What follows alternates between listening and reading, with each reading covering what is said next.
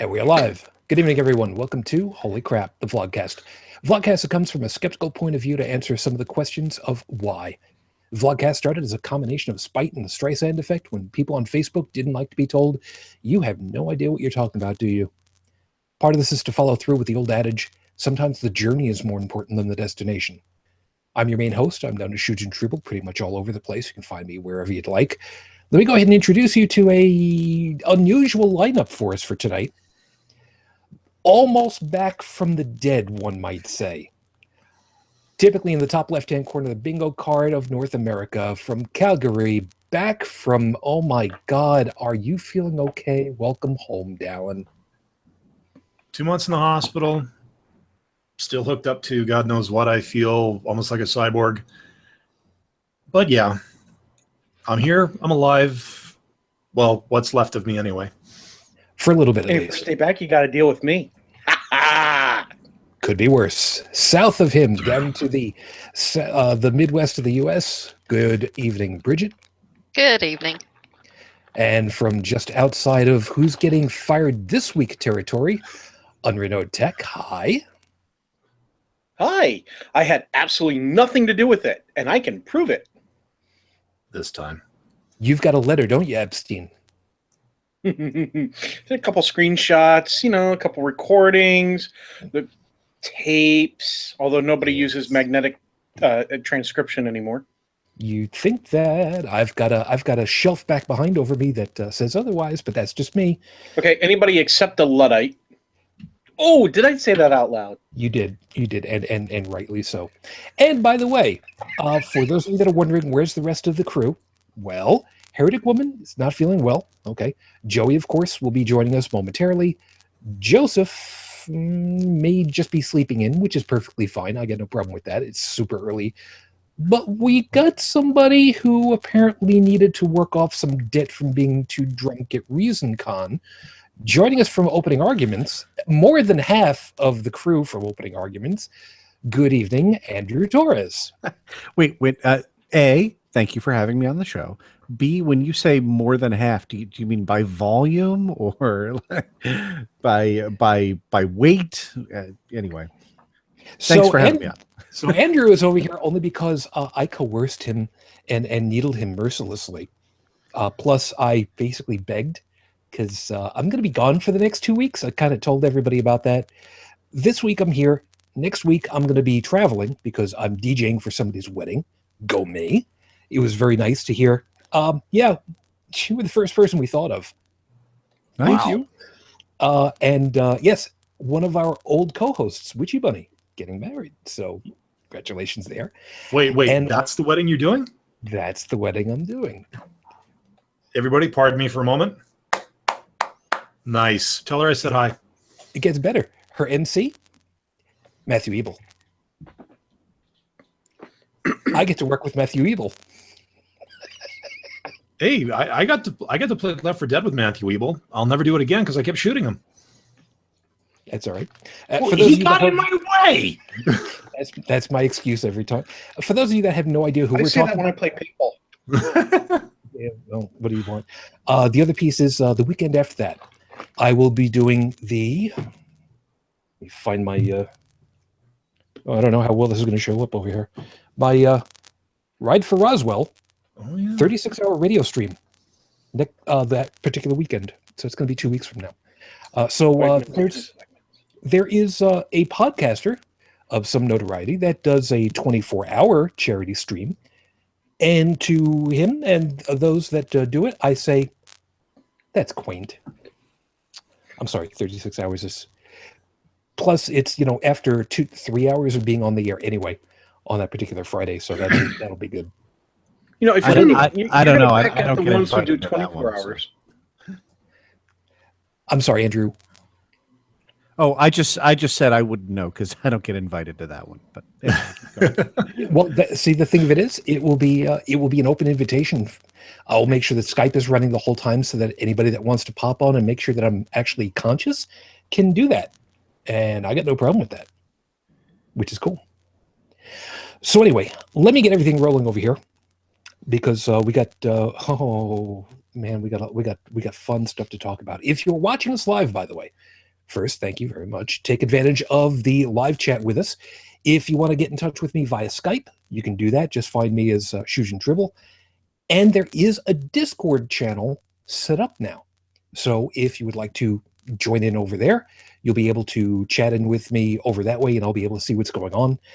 But for the meantime, on the way back from ReasonCon, I took a whole bunch of our cards and I wrote down ideas for shows and 5-minute freestyles while we were stopped in traffic, which is one of the reasons why this particular one came up.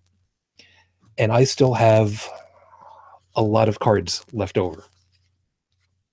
So we've still got a lot of stuff to talk about. So for right now, let me at least get you rolling with this one. Hey, Joey. See, just bit. I was just about to launch in.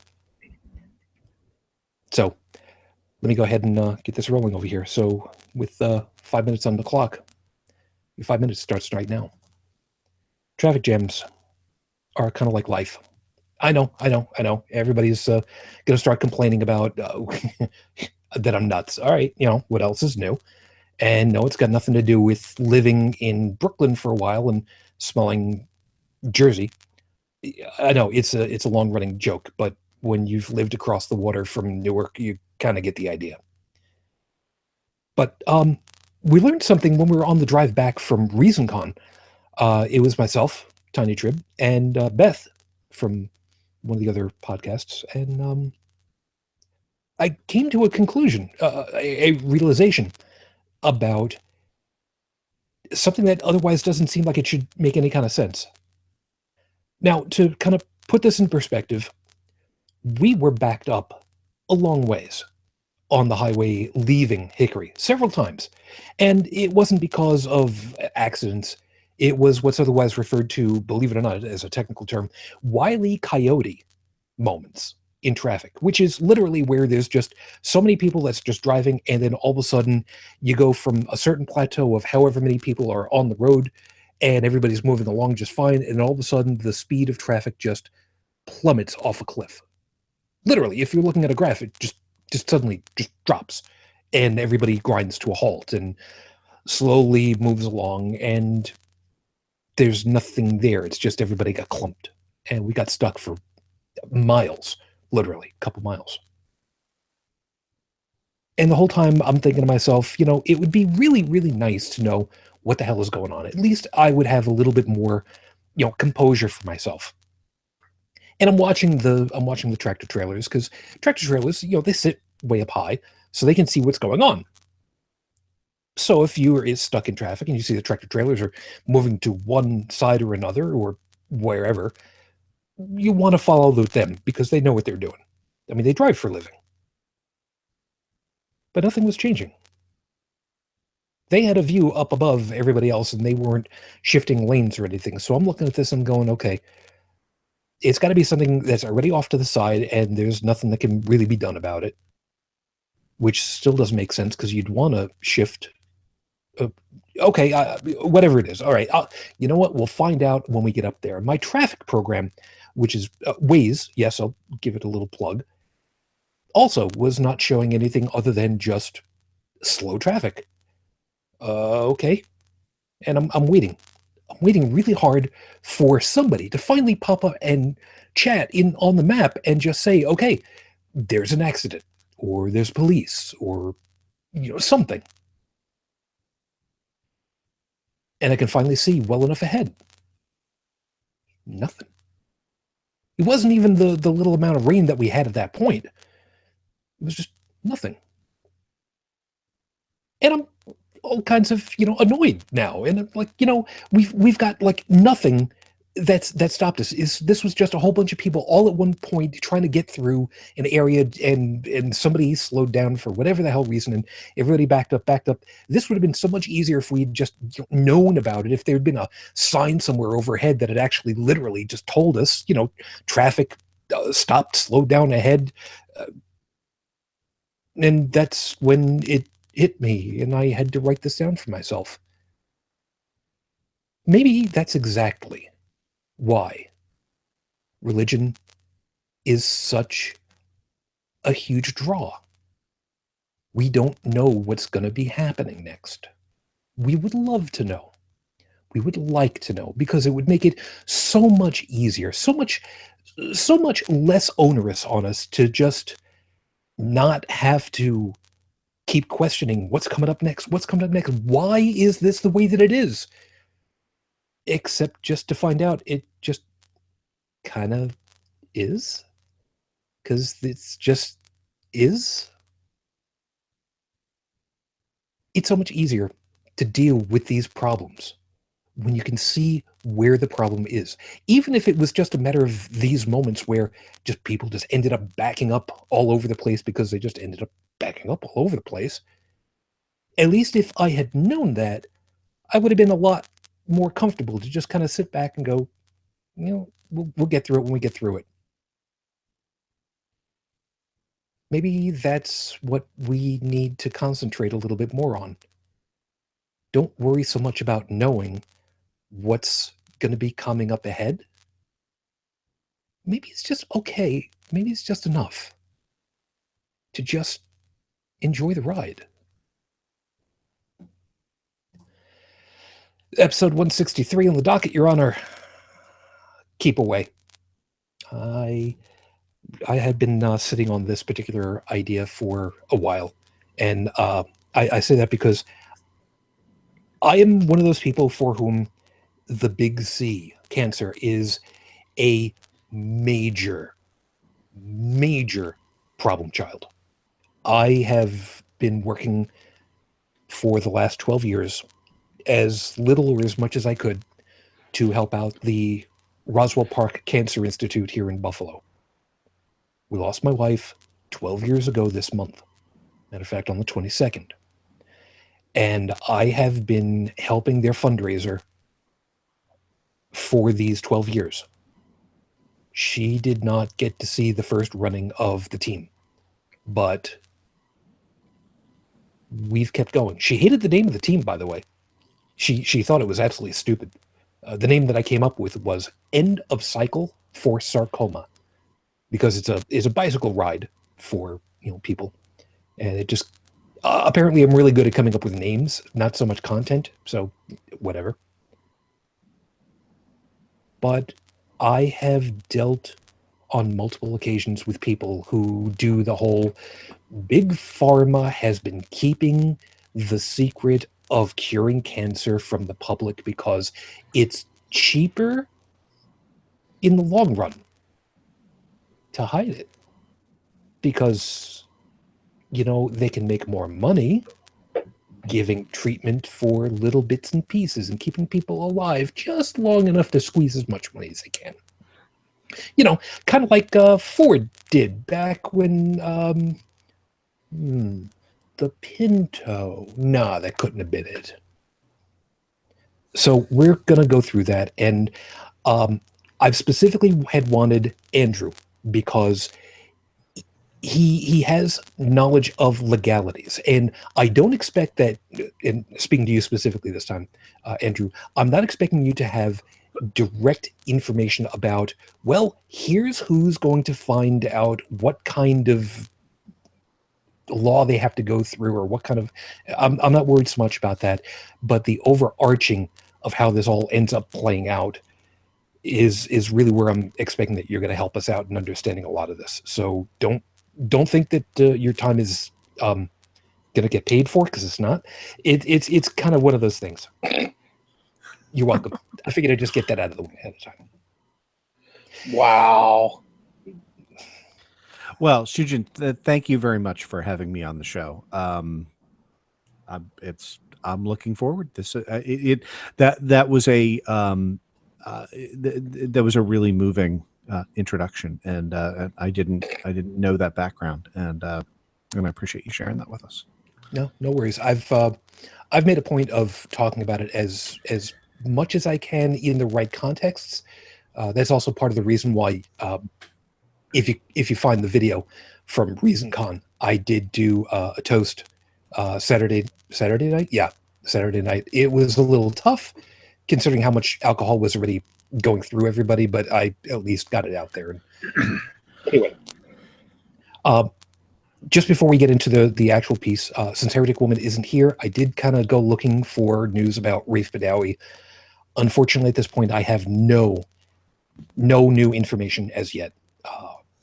I'm hoping that changes, of course, in the near future. But for the time being, we knew that this was going to kind of be much more common than not. So as of the recording of tonight's show, it has now been 4 years, 10 months, 27 days since Rafe Badawi was unjustly incarcerated for thought crime. Our thoughts and our hopes are still with you and your family, man. So let's, Andrew, let's start off with the whole conspiracy theory about Big Pharma. I'm sure that you've heard and you've seen this time and again, even not necessarily from, and forgive me, I have not listened to all of arguments. I have not listened to even half. I have listened to a good number of the early. You guys have done a wonderful job. And yes, I will make sure that opening arguments gets mentioned several more times before we get done because, well, I can't exactly pay you, but notoriety is going to be good. I like I said, I assume that you've heard this whole conspiracy idea that cancer treatment is just being held back. Yeah. Well, I mean, is there anyone on the call that that thinks that's the case, right? And I mean, I suppose we should define it as the way I understand the sort of Big Pharma conspiracy is that the companies, have discovered the inexpensive cure for cancer, and so, but rather than release it, it's being hidden away in a vault because, hooking people over long periods of time is more profitable. That sort of thing. I mean, does anyone believe that? Because then I can make fun of that person specifically. I actually do know people like that. Yeah, no, I know people like that, but I mean, I asked it, I asked that question seriously because, I mean, sort of two things, right? Like, number one, the fact that somebody calls themselves a skeptic, the fact that they're in our community, the fact that they've gotten, the easiest question in the universe correct, which is, is there a God? Answer no, doesn't really mean that you're a skeptic about absolutely everything, right? Like, so I've met plenty of people that are fans of the show in the atheist community, whatever, and yet they have, sort of unevidenced beliefs that are, sort of out there. So, number one, I wanted to, kind of come in guns blazing if anybody had that view. And then number two, if no one does, right, I don't want to spend, 2 hours like beating up on a straw man that none of us believe in. I'd rather talk about like, sort of the dynamics that give rise to that, and like, what we can do to keep people informed, and like what some of the massive structural problems are, in the U.S. healthcare and pharmaceutical and supplemental and all of that, right? Like there's so much out there to talk about. So I just thought that made sense as a preliminary question. No, that's perfectly fine. And just to make sure that we all know where all these pieces are, like we were saying, Dalan spent way too much time in hospital only just recently, and Brigid has spent a lot of time in the medical community, so she's got information on that too.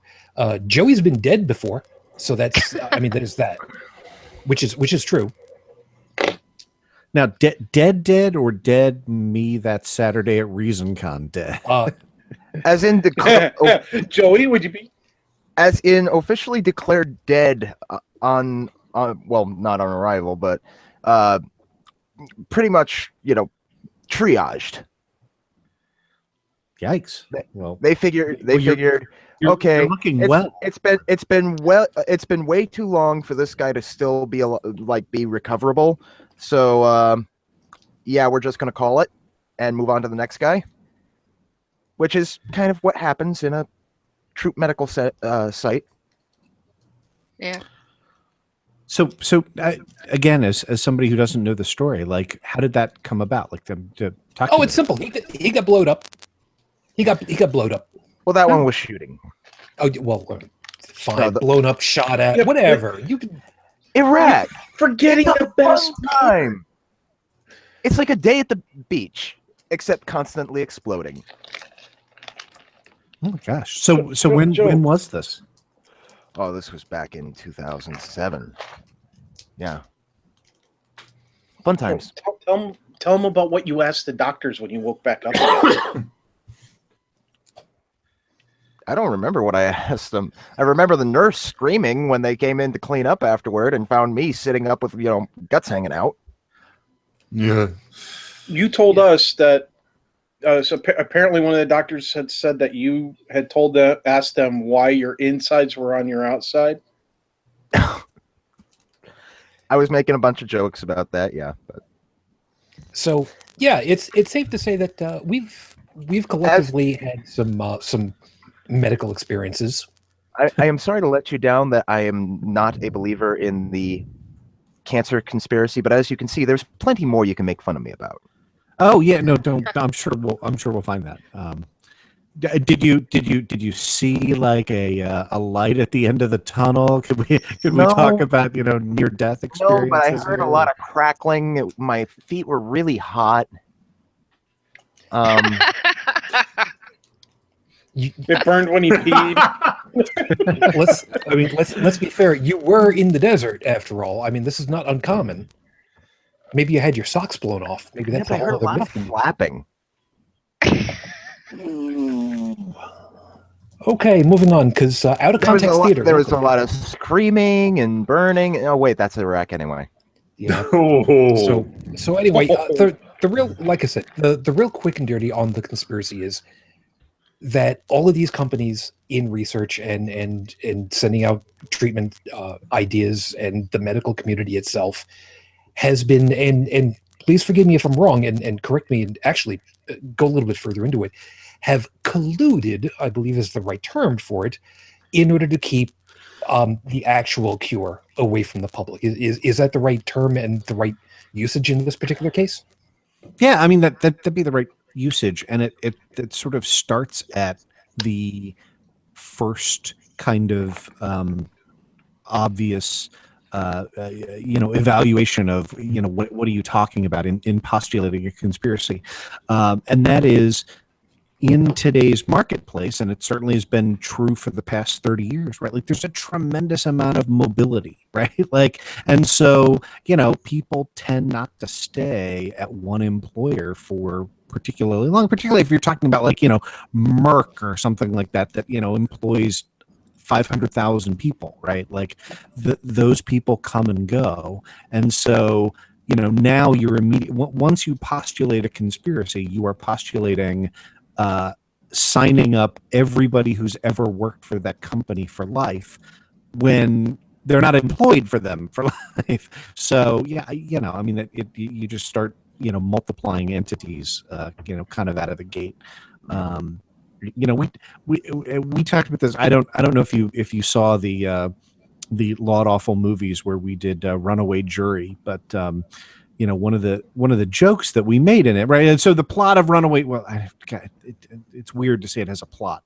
One of the things that occurs in the background is Gene Hackman works for murder jury consultant firm, right? That is hired by, the evil law firm to, go out and shake down jurors and fix trials and that sort of thing. And like, it was sort of one of the first things I looked at, which is, when I started at Covington and Burling, I was in a class of 36 lawyers that all graduated from law school the same year that I did. And by the time I left, 33 of us, I was number 33 from my class out the door. And two of us from our class stuck around and, are partners at C&B right now. But 34 out of 36 left. And that's a pretty usual turnover rate, right? And so so I kind of feel like a lot of these conspiracy theories are sort of based on the like 1905 view of the economy of like, oh yeah, no, I work for, Consolidated Energy or, Amalgamated Steel Corporation, and I start when I'm 18 and I stay till I'm 95. And you know, like our economy doesn't work that way. So Not even anymore. Not even the military works that way. I'm sorry, but I It'd ain't gonna last the full to quote 25 Office years. Space. To quote Office Space, it'd be nice to have that kind of job security. right, exactly. You want that kind you want that kind of job security? Go become a mortician. And so, look, like one Or of the grave things digger. that happens in civil litigation that that people sometimes find surprising. Like you mentioned the Ford Pinto case, right? And what turned the key issue that resulted in punitive damages being awarded against Ford and in favor of the class action plaintiffs in the Ford Pinto case. And See what you did there. yeah, no, right. So and so parenthetically, like what happened with Ford Pinto was the best that I can summarize. Ford wanted to produce a car, and I think their market price was under $3,000. Could be under $2,000. It's been a long time since I've read the case, but so they needed to bring it. Their marketing division said, in order to hit this segment of the market, it's got to be $2,995. That's what our market price has to be, so that we can go on the air with ads under $3,000, et cetera, et cetera. Right. So All right, now, you know, yeah. Go ahead. Sorry, just to pause you for a second. So everybody remembers, we're talking about 1973. Yeah, exactly. I think is what it was. So the monetary number that we're talking about now is vastly underrated for what we're talking about normally for a car today, but this would have been the equivalent of a probably like a $22,000 car now. Kind of low, but still attainable and not You got more bang for your buck back then. true. Well, true. And less actually, right? Because there were no cars that were in that price point, right? Like the and the United States auto market was losing market share to Japanese imports that were in the sub $5,000 range. So you know, actually, as a function of disposable income, like the fact that you can get a decent car under 20 grand today, you know, is sort of a part of how that has developed. But yeah, so anyway, so right, so Ford wants to bring Pinto to market, $2,995. They're going to strip out everything, and they had their safety testing division look at the intersection between the gas tank and some other system, and I have to apologize. I don't fully recall the other system. It was something with the transmission, and they basically were like, look, it's possible that there could be a cascade fault, right? That if the transmission is engaged in this particular gear and the car is struck from behind, then that will cause a spark. Yeah, it will back up and the car will explode. And they proposed a solution, right? And the solution was to install a valve. Right. And this valve was like $57. And there was no way to install the valve on the car and have it come in under, right? That would just push the manufacturing costs such that they could not release the car at the $3,000 price point. They would have had to have sold it for $3,200 or whatever. And so then Ford, they asked their internal risk management division to weigh out the options, right? They were like, okay, so we can put the valve in the car and release the Ford Pinto doesn't blow up edition at $3,200 and show us what our sales projections are on that. Or we can keep the valve out, release the Ford Pinto, maybe it'll blow up edition, and estimate the number of times it might blow up, and then the number of lawsuits that will be filed against. And this is 100% a real document, right? The number of lawsuits we might have, and the average cost to settle a lawsuit, and then make a recommendation. And so what happened was risk management said, ran those two sets of numbers and said, yeah, based on our estimation of the amount of Ford Pintos that will blow up and the cost to settle lawsuits, you should probably omit the valve, right? Like it'd be cheaper to let a couple of people explode and pay them off than it would be to have to miss our price point. And so they did that. And then when cars started exploding, people sued Ford, the document was uncovered, and that was used to prove gross negligence and established the high standard necessary for imposing punitive damages.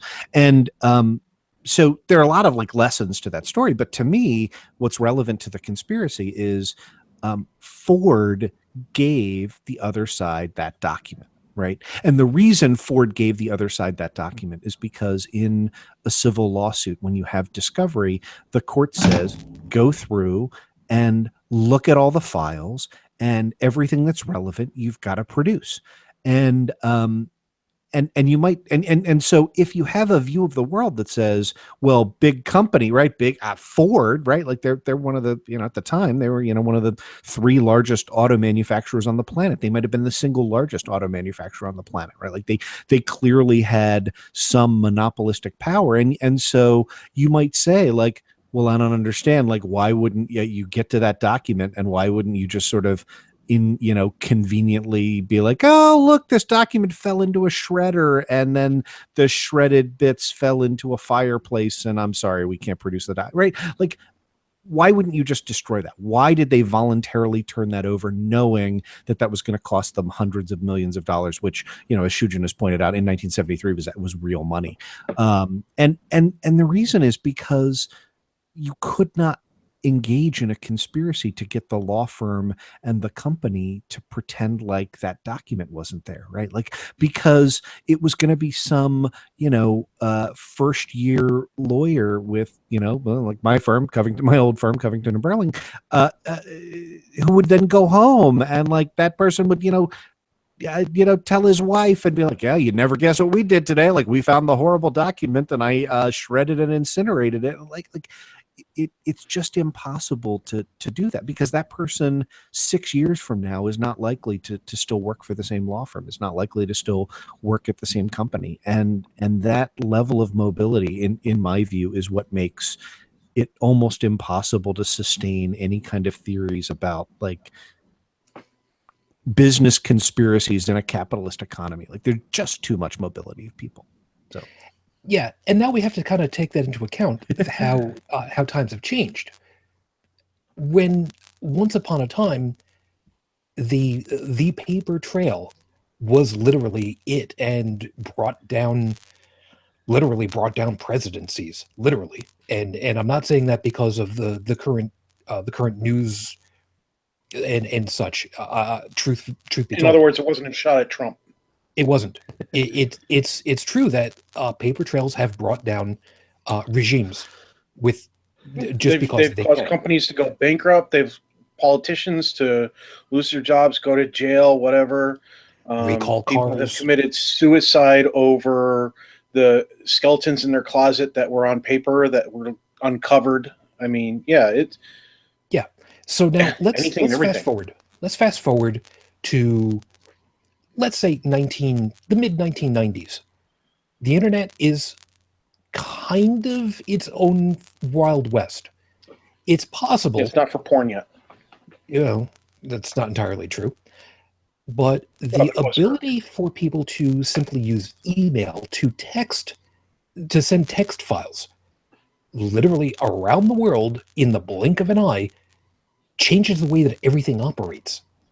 Whereas once you had to hand over paper that was photocopied and mimeographed or whatever the hell it was, now all of a sudden you can send information literally in the blink of an eye to who only knows how many places, and not even have it stopped at the door on the way out to, let's say, local constabulary, or even better, the press.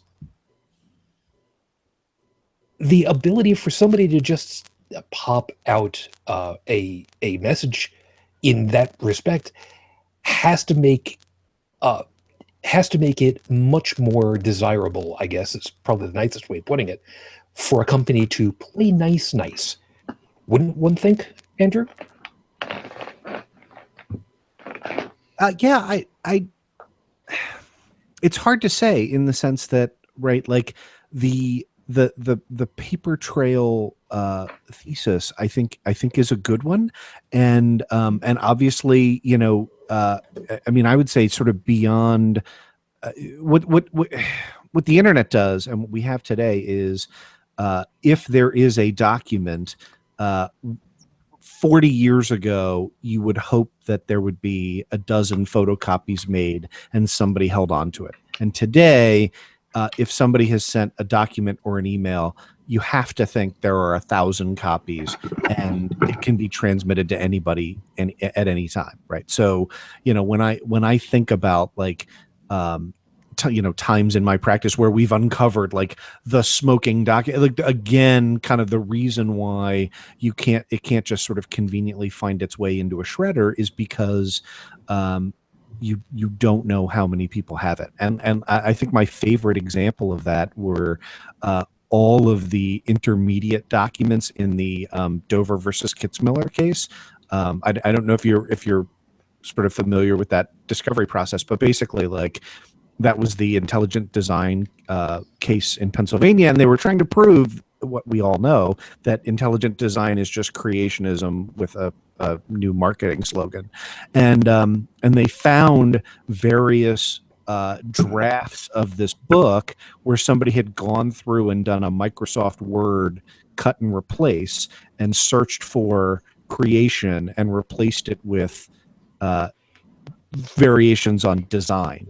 And if you've ever used Word and done a like global search and replace, like when it says Microsoft Word has made 11,058 replacements, a couple of them wind up being screwed up, right? So they found a piece of paper that had the phrase "C design proponenticists" on it, right? Like what they had done was replace creationists. Yeah, exactly. And that was like the smoking gun in that case, right? It was. I firmly believe this, right? Like I've chatted. I've had lunch with the head lawyer who defended the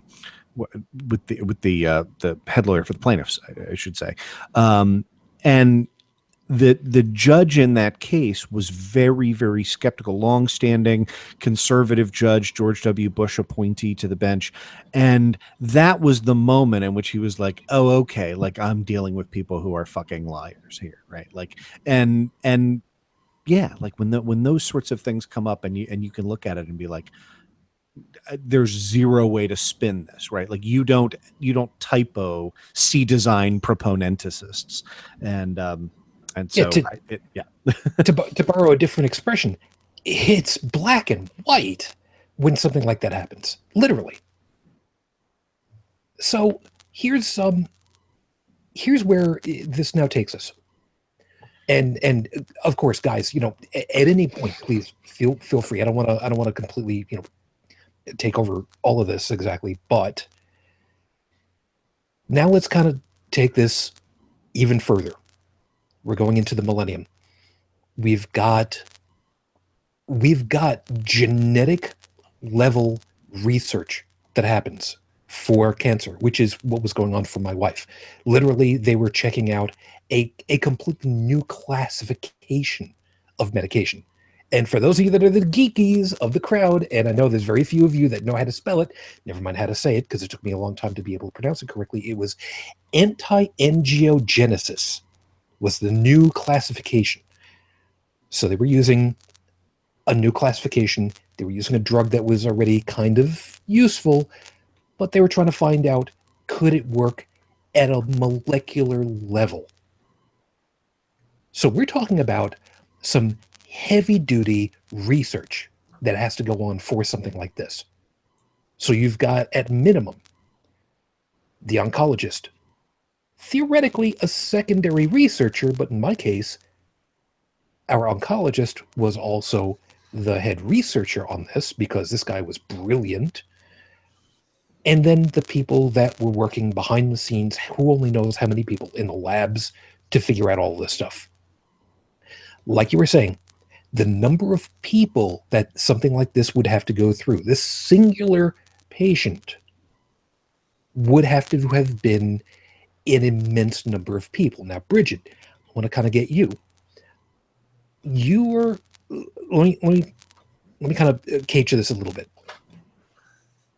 You go ahead and you take a blood draw from someone in order to run various, let's call it standard tests. Maybe you fill like 3 vials of blood. And for anybody that's squeamish about this, I'm sorry.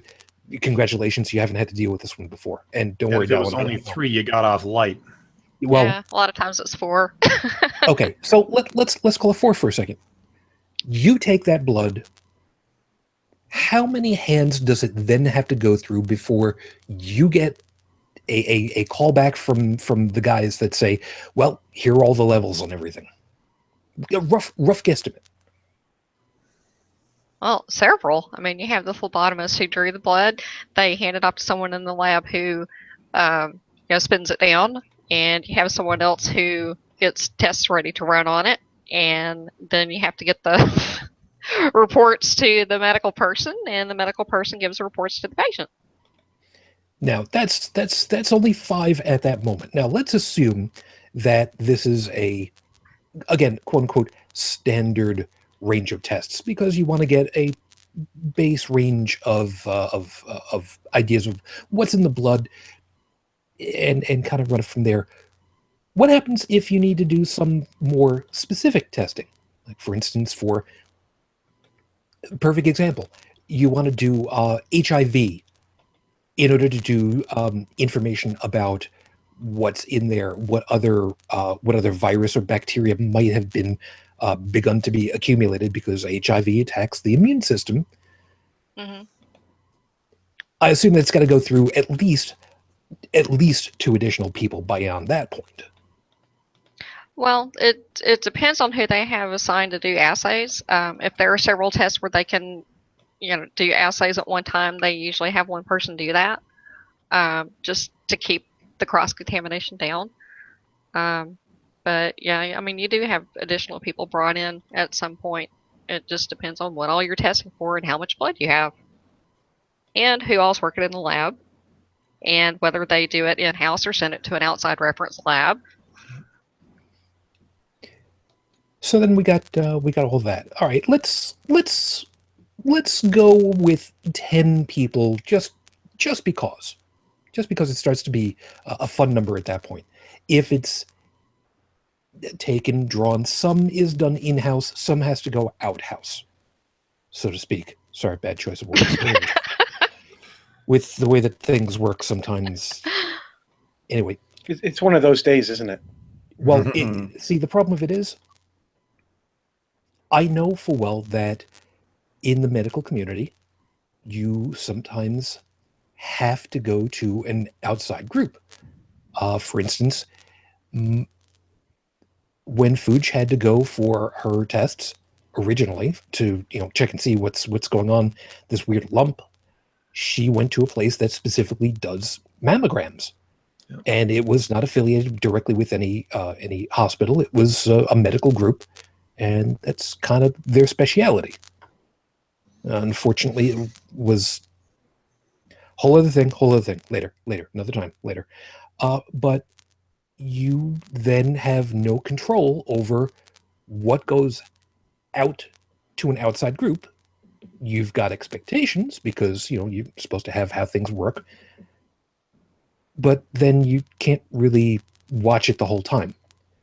And this is where this whole thing spins out of control for the number of people that have to be pulled into this conspiracy. And that's exactly what you were talking about to start it all off with, Andrew, that the number of people just simply escalates over and over and over to where you can't even begin to count it, because you've got technicians, you've got the the helpers, maybe even the drivers if stuff is going out, the spouses or this family of these people that they might have talked to. I mean, how far out could this possibly even go? Well, I mean, you could have couriers, or if they send it to a lab that's out of state, they may have to send it by refrigerated truck. Just never know. So we've got a number of people that we can't quite calculate because way too many variables, with a motive that would makes some kind of sense. I mean, making money is what a business is in place for. But here's where I wanted your opinion very specifically on this, Mr. Torrez. And I'm saying this for a reason. Leave the legal aspect aside for a second, at least the hard legal. Groups are found to be colluding. Businesses are found to have locked down, to have found a way of locking all this information away for the almighty dollar. Mr. Torrez, what shitstorm of a PR nightmare would that be? So, yeah, so that's a tough hypothetical, because when I think about like corporate conspiracy type things, the only things that came really close are things that were sort of discovered immediately and were unbelievably unprofitable sort of in the short term, right? So first thing that comes to mind, 1986, Coca-Cola decides after testing in tiny little amounts, Coke versus Pepsi. This is the like take the Pepsi challenge was a big thing from the late 70s, early 80s. So they decide that what they're going to do is they're going to and Pepsi wins, right? Because when you taste a tiny little sample of something, right? Pepsi is sweeter than Coke, right? And so when you taste a few molecules of something, unless you're, Robert Parker and you do like 50 wine tastings a day, and you have taste buds that were bronzed by God himself or whatever. Like you can't, like, having something that's slightly sweeter in a tiny little quantity will always get a preference from the overwhelming number of people. But nevertheless, Coke misinterpreted that data. They're like, okay, fine, let's reformulate Coke, make it sweeter so that it tastes better than Pepsi. And they did the same kind of testing, and they found that in blind testing, people preferred Pepsi to the old formula of Coke. They preferred new Coke to Pepsi. And at the same time, because we have idiotic levels of corn subsidies in this country, high fructose corn syrup is significantly cheaper than cane sugar to put into your stuff. So the Coke executives were like, well, let's kill two birds with one stone, right? We'll reformulate Coke. It will stop using cane sugar. We'll start using HFCS. It will be much cheaper, and people like the taste better. And they had like kind of a plan to start rolling this out. It was like Operation C16. There was and they had this like plan to start rolling it out, and that immediately leaked. And so instead they went with a full-on ad campaign with then the most trusted face in America, Bill Cosby, which is kind of a little bit amusing. Sort of talking about, but like they couldn't keep right. The exact formula for Coke is still locked up in the vault, but the fact of we have changed this formula is something that a billion-dollar corporation, just couldn't keep silent. So I sort of think of that. I realize that that's kind of a tangential story, but I thought it'd be a fun detour into 1986, and it had Bill Cosby in it and all sorts of good stuff. I want you to also think about, like, if you're a company and you have a product, part of what makes conspiracy theories work is the sort of omniscient narrator point of view, right? Like you're saying, well, we know that recurring cancer treatments will be more profitable than the cancer drug, right? But now think about, like, you're a company, you have an R&D division, you actually develop a cancer drug, like, you don't have any fucking idea how profitable that's going to be, right? Like, there's no way Apple in 2003 knew that the iPod, which would then become the iPhone, was going to be 99% market share for a while, right? Like, you don't know, right? Like, all you can do is sort of try and release the best products that you have and hope that you obtain the level of right, like where there are, and hope that you obtain a monopolistic practices, and that's when you call the lawyers in, right? Like, and that's not a conspiracy. Then you come in and say, like, okay, now I want to protect the position that I've gotten in the marketplace, and I'm going to try and pass laws that make things more favorable for me to do X or Y. But the idea that you would that you could know what a product would do and be able to run projections on how popular is a cancer drug going to be? The example that I think of is, it's not much, but like my age starts with a 4. I'm a little bit older than a lot of people in our community. I get the sense that there's some people who are close to my age on this call. Yeah, 39. And you might 39 recall, yeah, excellent, right, there you go. So you might recall, back in the late 80s and early 90s, one of the conspiracy theories that was advanced is that big pharma companies have the pill that will make your dick bigger and keep you hard all the time, right? But they don't want to put it out because the Ronald Reagan and like I don't know if you remember, like, but like I remember people talking about that. Well, and as it turns out, right, that's all bullshit, because eventually, like, Pfizer actually found a pill that would get you hard all the time, and they've made ungodly billions of dollars from releasing it, right? Like the idea that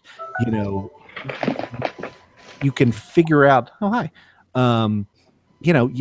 you've got a widget, and you don't know what the market for the widget is until you release the widget. And it's so the first kind of attack on conspiracy theory is the number of people, and the second is the lack of omniscience, and like we just don't.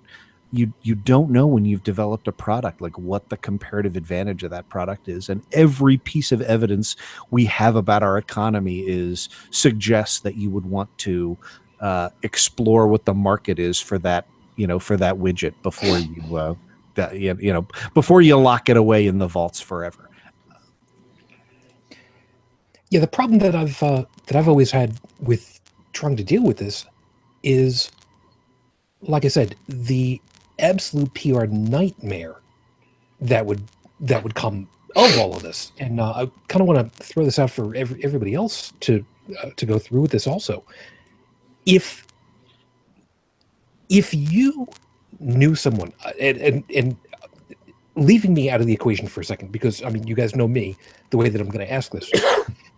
If you knew someone close to you, maybe not necessarily family, maybe extended family, maybe close friend, who had been dealing with cancer, who went through the horror of having to ingest radioactive poison in the hope that you're stronger than what this poison is and that the cancer isn't,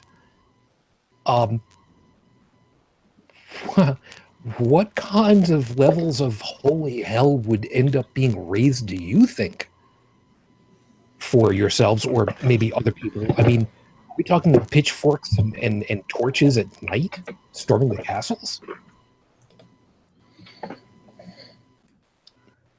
You do realize, of course, that there's an audio portion of all this too. I mean, you know what?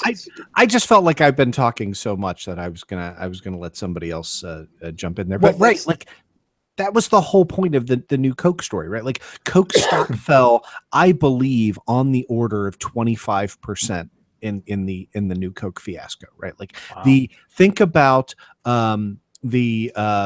United stock fell. What was it? A net of $900 million in the first day.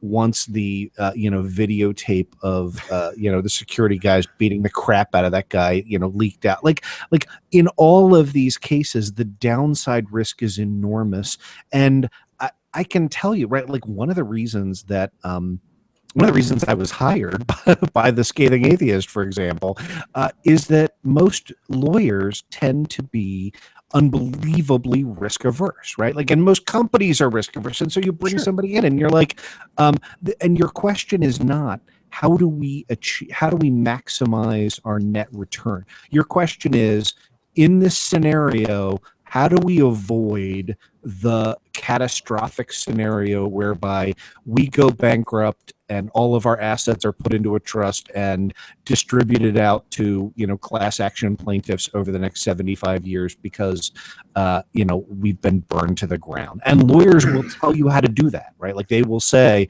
yes, this is how we avoid these sorts of catastrophic risks, right? And I know, from 20 years of having clients who are in the Fortune 500 that, like, that's the way big companies think, right? Like, yes, they are trying to maximize profits. Yes, they are looking for, all of the competitive advantages that we've talked about.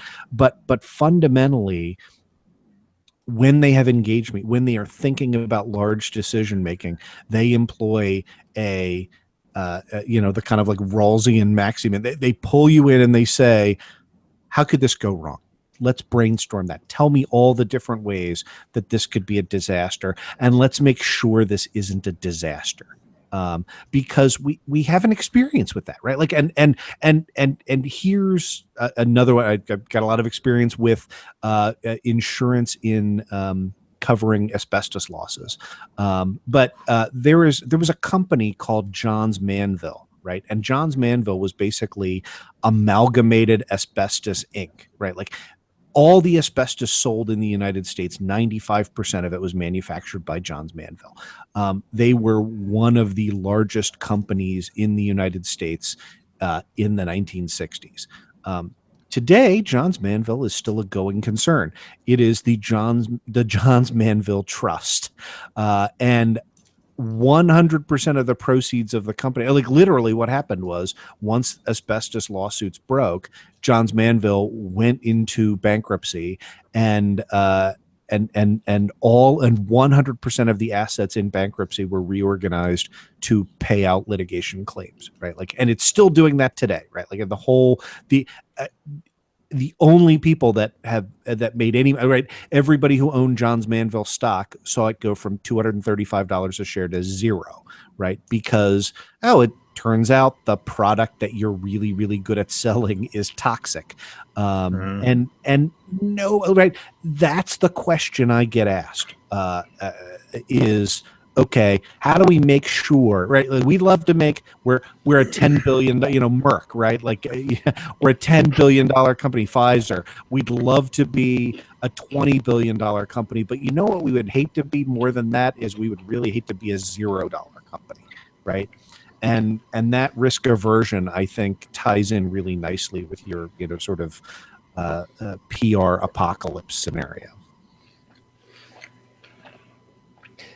So the like I've said before, forgive me if the pauses that I leave tend to seem like a little uncomfortable, folks. I do intentionally make sure that I leave space so that if anybody else wants to follow through, they can. I have noticed that we have had a few more watchers normally, more watchers than normal. Sorry. So I want you guys to know for well that, there's a reason for that. It's not that I'm completely incompetent. It's that I'm making sure that, I don't end up stepping on somebody accidentally. Yeah. So, You watchers. Shujin, you are a fantastic and compassionate host, and I'm hoping that those extra watchers are OA fans. Because I told people, I said, come out, watch. I'm going to be on the show live, and and we do appreciate it. For those of you I that will might not be singing, but there we go. That's a good choice. That's Well, good to know. Andrew, I am a fan of yours. I do listen to the Scathing Atheist. Oh, thank you. Yes, and we've had. I actually have a discussions. picture of a hamster up a butt because I'm a donator or Patreon supporter. Excellent. Okay. It is. I will say, when I go to some place like ReasonCon and I meet folks, Probably greater than 50% of the questions I get, I love, like, lots of people come up and say, hey, I love opening arguments and ask questions about the show and stuff like that, and that's fantastic. Probably the majority of questions I get are, so what's it like having Eli as a client?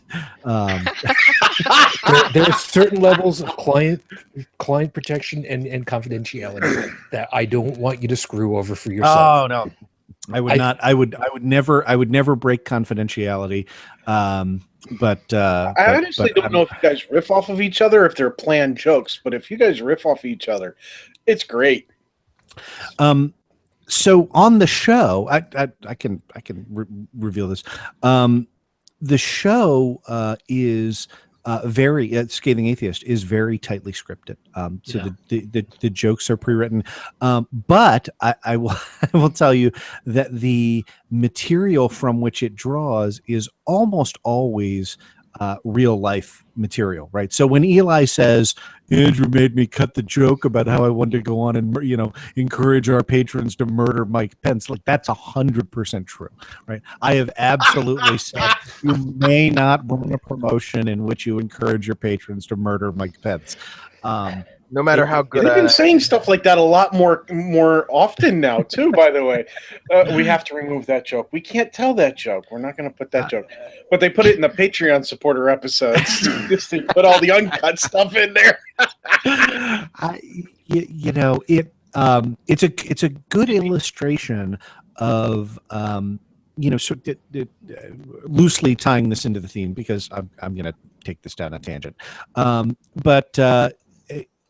It's a good illustration of the principle of what question are you asking your lawyer? Because the very first kind of substantive call I had with Scathing, I said, tell me the question that you want to ask me. And I'm one of the, and I forget who it was. So let's say it was Heath, because it definitely wasn't Heath. It was either Noah or Eli. And he says, how do we not get sued? And I said, no, that's totally wrong, right? But that's not the question you want to ask me, because the answer, right? The if I were general counsel of this company, like, the answer to the question, how do we not get sued, is you have to stop doing god awful movies, right? Like, at some point you will be sued, right? So the right question is, how do we position ourselves such that when we are sued, we will win that lawsuit in court? Right. And that I can tell you. But if my marching orders are get us not sued, let me tell you, making fun of highly litigious individuals who don't give a shit about bringing frivolous lawsuits, that's not a real good field to be in if you don't want to have a lawsuit. So to go on for that one, by the way, for those of you that are unfamiliar with it, you might want to check up over on YouTube for. Oh Jesus! I forgot what the what's his name in Jake? Shit. The Bible Reloaded. The Bible Hugo Reloaded. And Jake. Yes, Hugo and Jake. Look. Oh shit! Somebody put in our chat so that I don't forget about it. That I need to link in for them. Hugo and Jake from Bible Reloaded.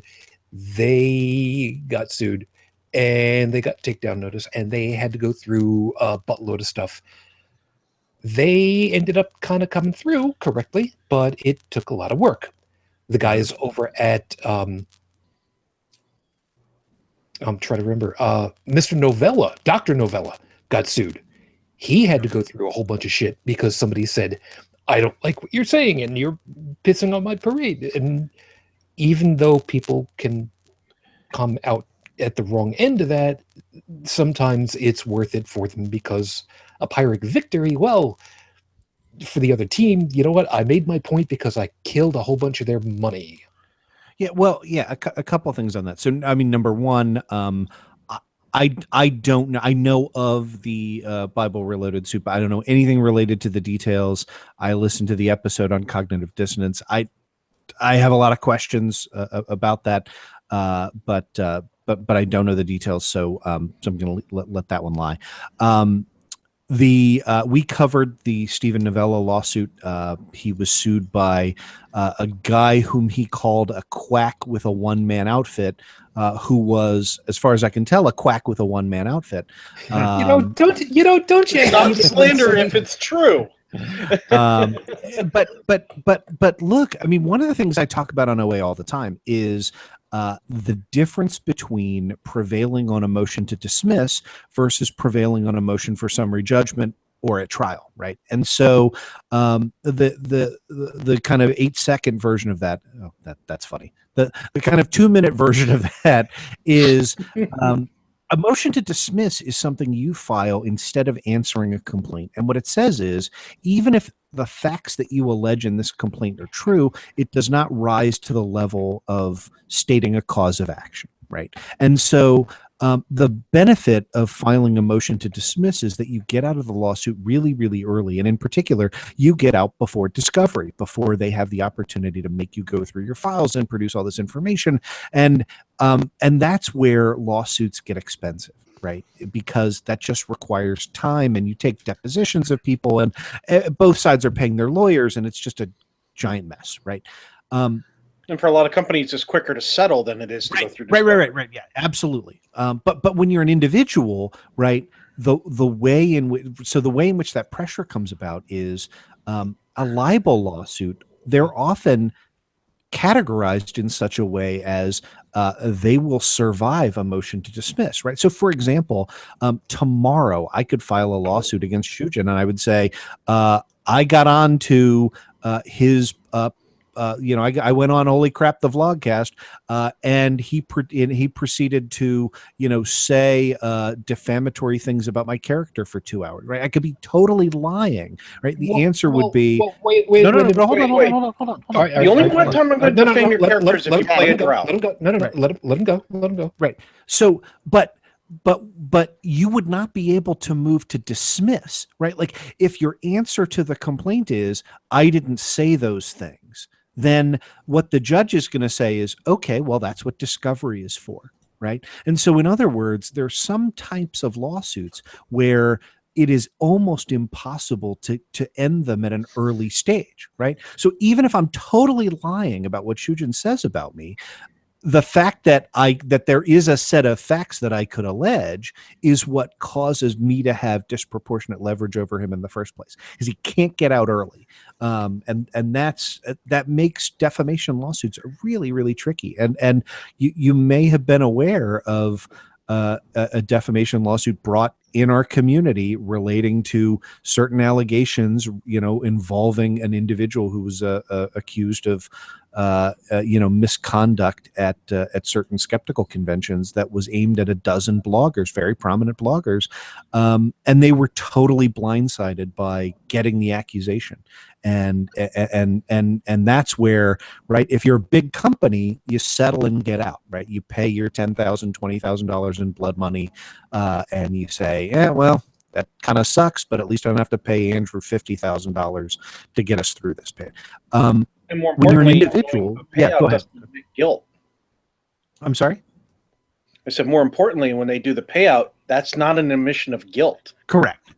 Yeah. Well, and again, like, it's a civil suit, so yeah, I mean, you can put whatever conditions you want on it, right? Like, you're not confessing to a crime under any circumstances. But yeah, you most civil lawsuits are resolved with a settlement agreement that says, party X contends this, party Y contends this, to avoid the uncertainty of litigation, and without acknowledgement either way, the parties agree that party X will pay party Y $20,000. What I only say because there might be listeners who might not be in the U.S. That's all. Yeah. No, it's an excellent point, and I always forget that because I'm, U.S. centric, and that's my bias, because that's the only law I know. But yeah, so when you have a defamation lawsuit, like, it's really, really easy to then go to somebody and say, I don't want any money at all. I just want you to take down this thing you've posted on your blog, this thing you've said on your show. And even if you're 100% right, that the pain of taking down something is often less than the pain of what your lawyer is going to tell you. Hey, look, I'm sorry, I'm going to need I'm going to need a $50,000 retainer if we're going to go through all the way, to the end of summary judgment. And that's where I think that sort of disproportionality comes out. So that, by the way, the suit that he could bring against me for defamation is the part where I've actually got stuff posted that says he's guest hosting on the show tonight. So it's on the bright side, I don't believe that on a Sunday that you can file a suit in New York State. So I've got that going for me. I don't think I'm going to go with that. I don't care. I don't think Andrew's going to sue us. I have, unless there's a lot of money in it for you. I mean, I have a reasonable expectation based on his history with the scathing atheist and the things that they say he has really no desire to come after us. You know what? Truth be told, nobody needs to. The BBC would have a better time of coming over here if they were going to retroactively get the shoestring budget for Doctor Who from '63 from us, because that's about all I've got. You see what I've got over here? I've got Tang to drink tonight. Okay, so that gives you an idea. I'm drinking Tang. Yeah. Yes, I'm drinking Tang. Shut up. Okay. No, because I don't know how much wine I deal with Eli. That's true. That was a whole other thing. Reason God, another day. Anyway. By the way, I just had a thought pop into my head. Oh, good Lord. Really? I thought I smelled something burning. Well, the hamster got back onto the wheel is what happened. So I apologize. The gerbil gave up and left town last week. So anyway. Okay, I'm having way too many Richard Gere visions here, Tech. Please get to the point. Welcome to you were talking about you were making road trip analogies, and I was passing by a church that had a sign out front where they had put on the sign with all those little movable letters, life is a journey, what is your destination? And the first thought that popped into my head when I saw that was, what are you talking about? Yeah, life is a journey, sure, but you don't focus on the destination. You focus on the journey. That's the exciting part. When the journey ends, that's it. That's boring. You're focusing on the wrong goddamn part. And then it hit me. They're focusing on the wrong goddamn part. Yeah, which is exactly the whole reason for, the reason why we do the show the way we do. We're not really focusing on an end goal. It's just trying to understand all of what goes on with all of this. So, and an example of a lack of focus is me. Hi. So, kind of bringing this back though for the idea of what a conspiracy would do. In the news, of course, we are been taken back to the early 70s with Nixon and how a conspiracy was put together and it fell apart. Now, I kind of want to ask, you know how the old trope is, you never ask a question when you don't know what the answer is going to be. Here's the question for you. And anybody, feel free to jump right in on this one. How many people did it take to break open the conspiracy of Watergate? Wasn't it can we play closest without going over? Because I'm going to pick one. Go ahead. Unrenowned. Sure. Who else? Any numbers? Anybody go for $1? I thought Forrest Gump done busted that open with a phone call. You're Canadian. You don't have any idea on this one. You know what's sad is eventually there are people who are going to think that's exactly what happened. Well, yeah, and that goes to something I've been thinking about with the whole conspiracy thing too, but we'll get to that later. I mean, there was one guy who had the information, but he also worked with a reporter, didn't he? So technically two people. One to get the information, the other to get the information out, right? No. It's one person, because the conspiracy has to stay inside its bubble. Once it's got to feed out, that's it. Conspiracy is gone. It may take time, for it to disseminate to everybody else. But as Andrew said, all it takes is one person. Yeah, and Watergate, like, we know who that dude is, right? Like, it's the security guard who was doing his rounds at the Watergate hotel complex and came by and was like, oh, this is kind of weird. Somebody has put masking tape over the locks. I'm going to pull this off. And then, you know, and didn't, and now mind you, like, we're not talking about a heroic guy here, right? Because he's a security guard. He came up to lock doors in the building, said, I wonder why there's masking tape on here, pulled the masking tape off, and then continued his rounds, and got back a second time and was like, oh, there's more masking tape on here. So I guess I'm here to chew bubble gum and pull off masking tape, and I'm all out of masking tape. Right. So I guess now I'm going to call the police, right? So he didn't even call the police the first time. It was the fact that the plumbers led by G. Gordon Liddy went back and were like, oh, did I put masking tape on there? Oh, whatever. I'll put another piece of masking tape on. Found it a second time, called the police. That's how the original burglars were arrested.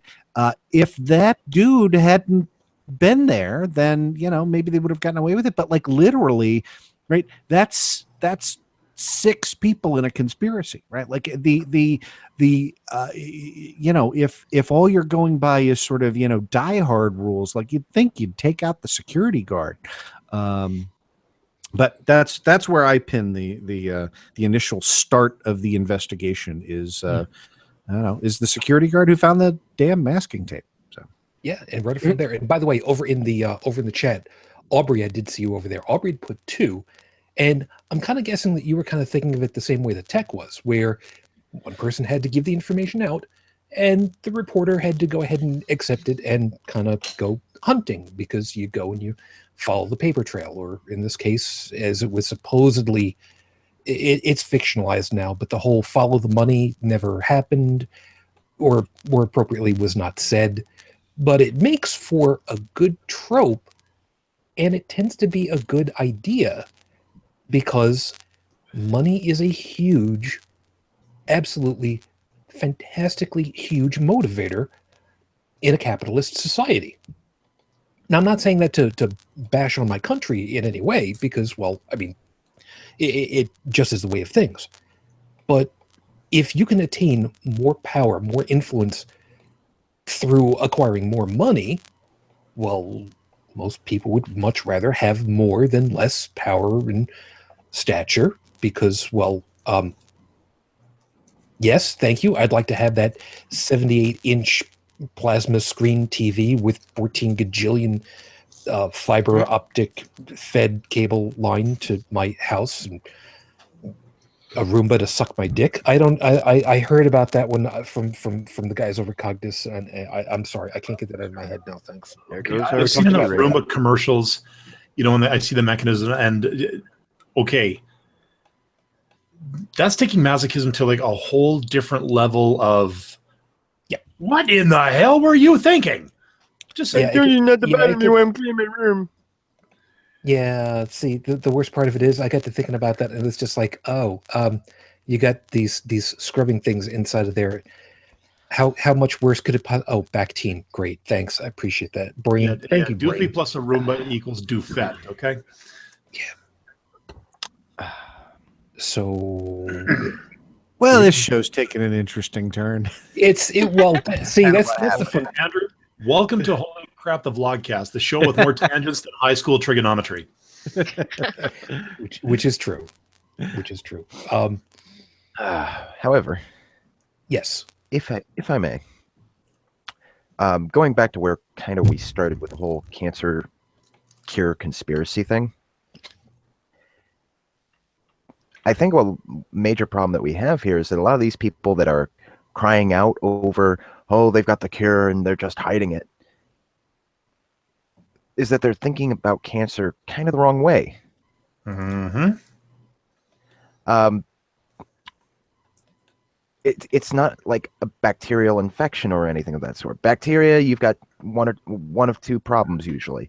Either A, they are, feeding on you, or B, they are feeding on something and then producing something that is toxic to your body.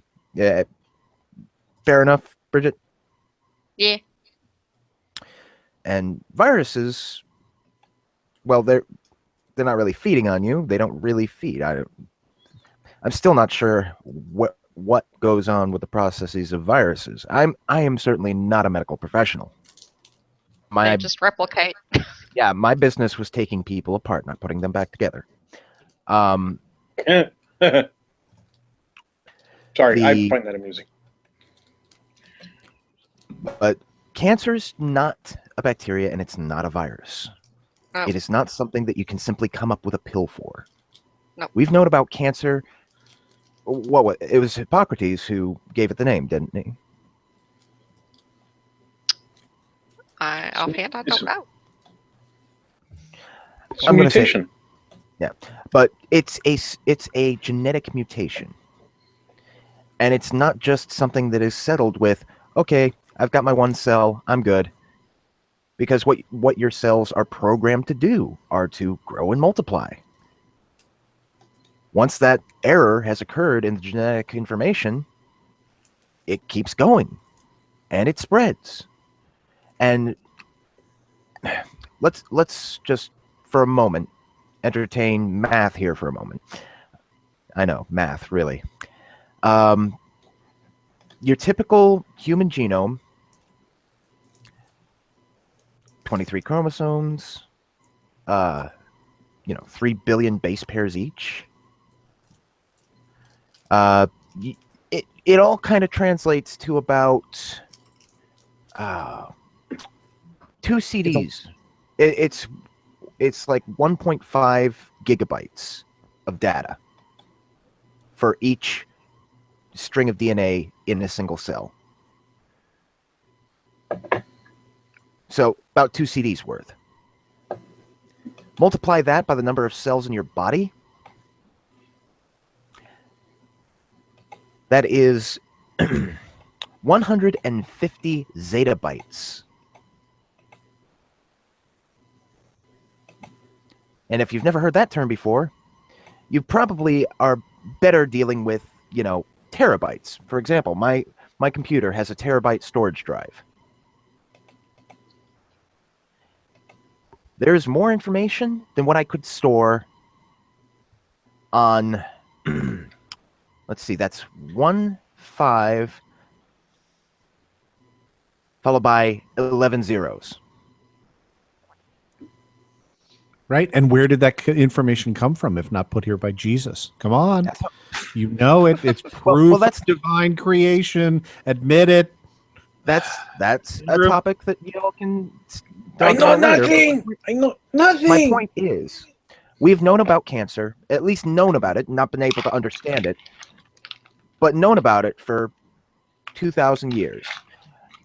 During which time, let's see, about 1,500 years of which our best method of treating ailments was rubbing, goat's urine on it. Or even cutting it out. And don't forget praying. Don't forget praying. So, And there are over 100 types of cancer. Judging just from, say, the Age of Enlightenment, we've had a few hundred years to look at it and try to get a grasp on it. I'm sorry. I know how much stuff I have on my terabyte drive. Not a lot of porn, to be honest. But it's going to take me a lot longer than one lifetime to go through, let's see, 150, no, 1.5 to the 11th power. What does that translate to?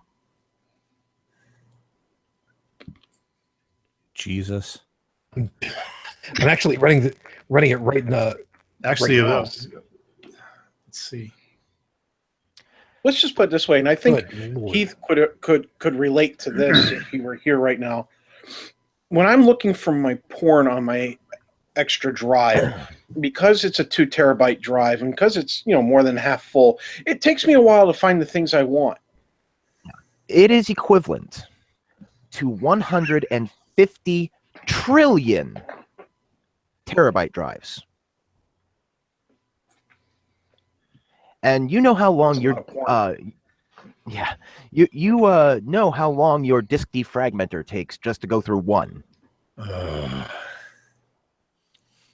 And It is not that easy to come up with a cure that's just a, hey, we found the cure, it cures everything.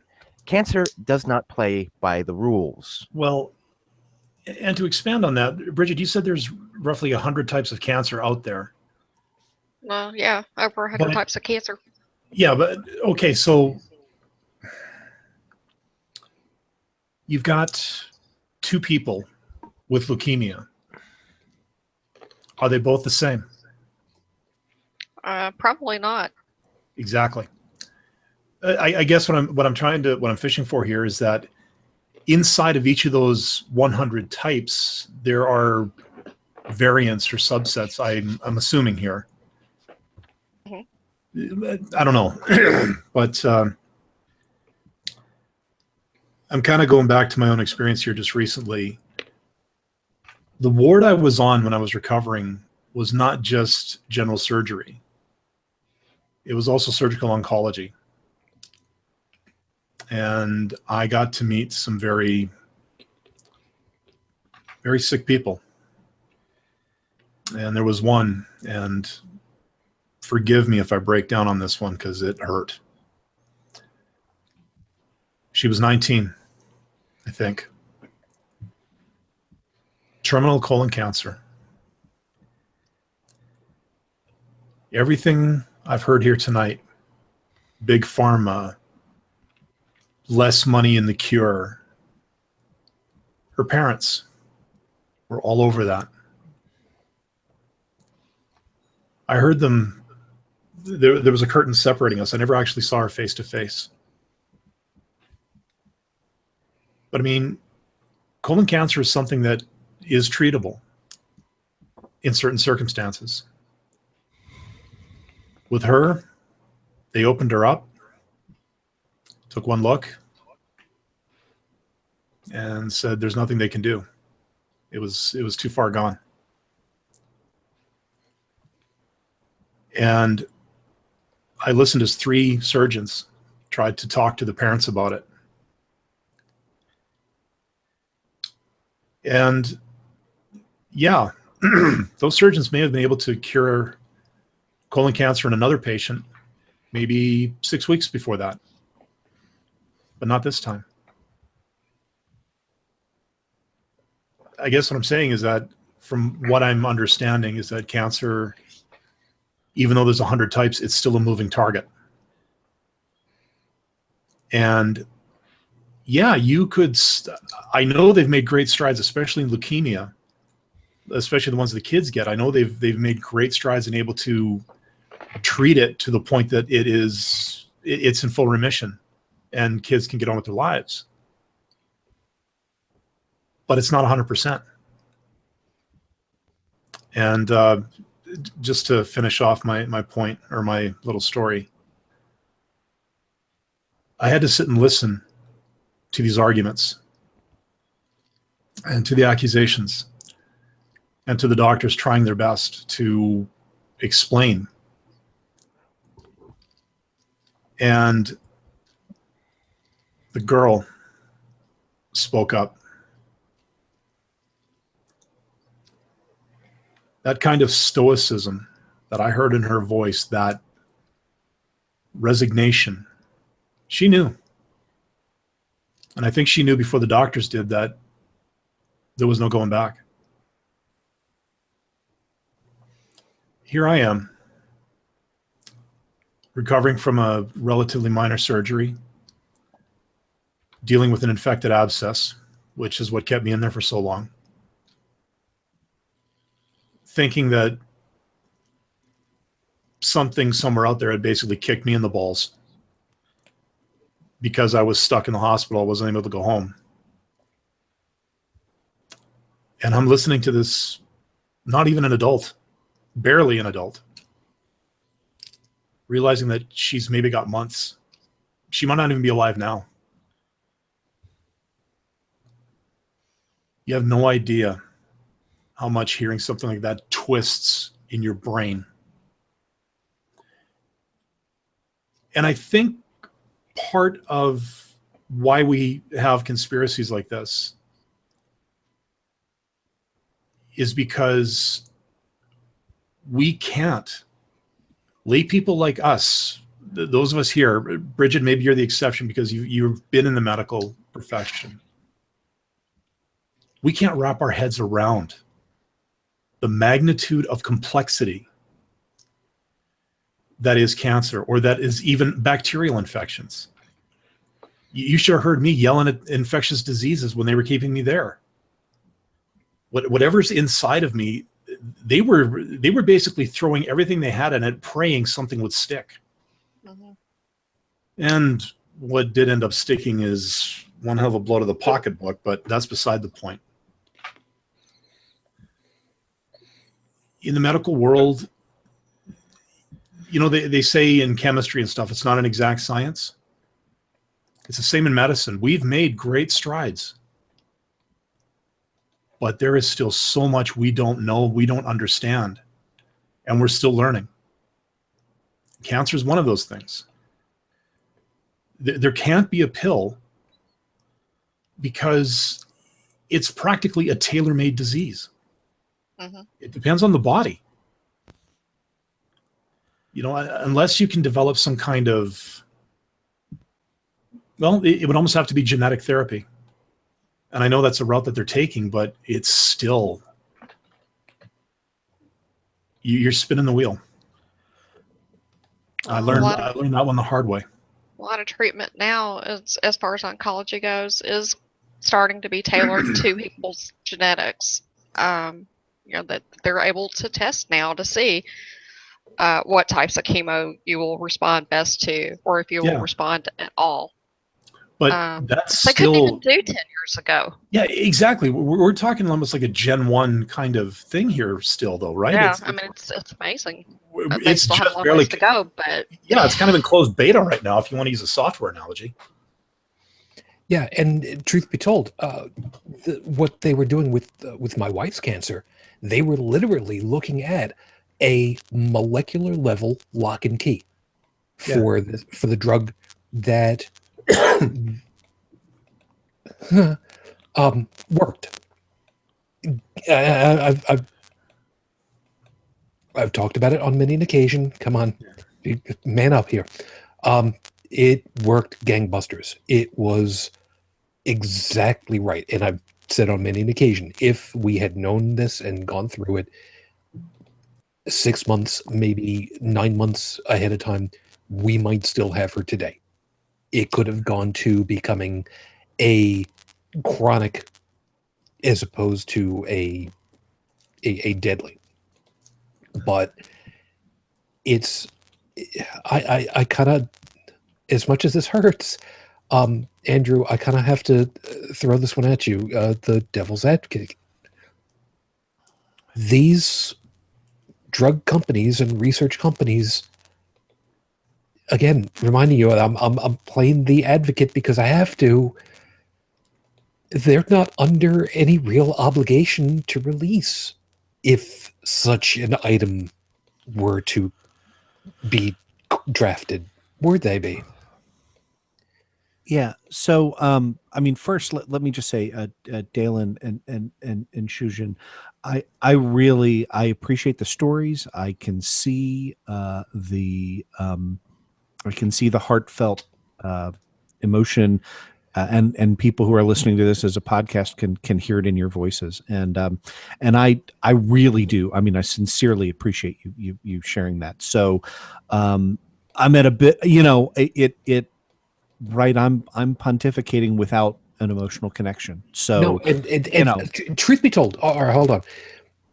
Truth be told, normally I'm able to talk about this stuff. Yeah, I want to put this out for everybody that normally I do my best to talk about this stuff as with as little of the baggage as possible, because what we went through, I swore, I gave her my word that I would make sure that we would use anything and everything that we went through to help someone later, because it may not have worked for us, but will work for someone else. It's just that because we're in this particular month, it gets a lot harder for me. So I want everybody to know I'm not I'm not trolling for compliments. I'm not trolling for sympathy.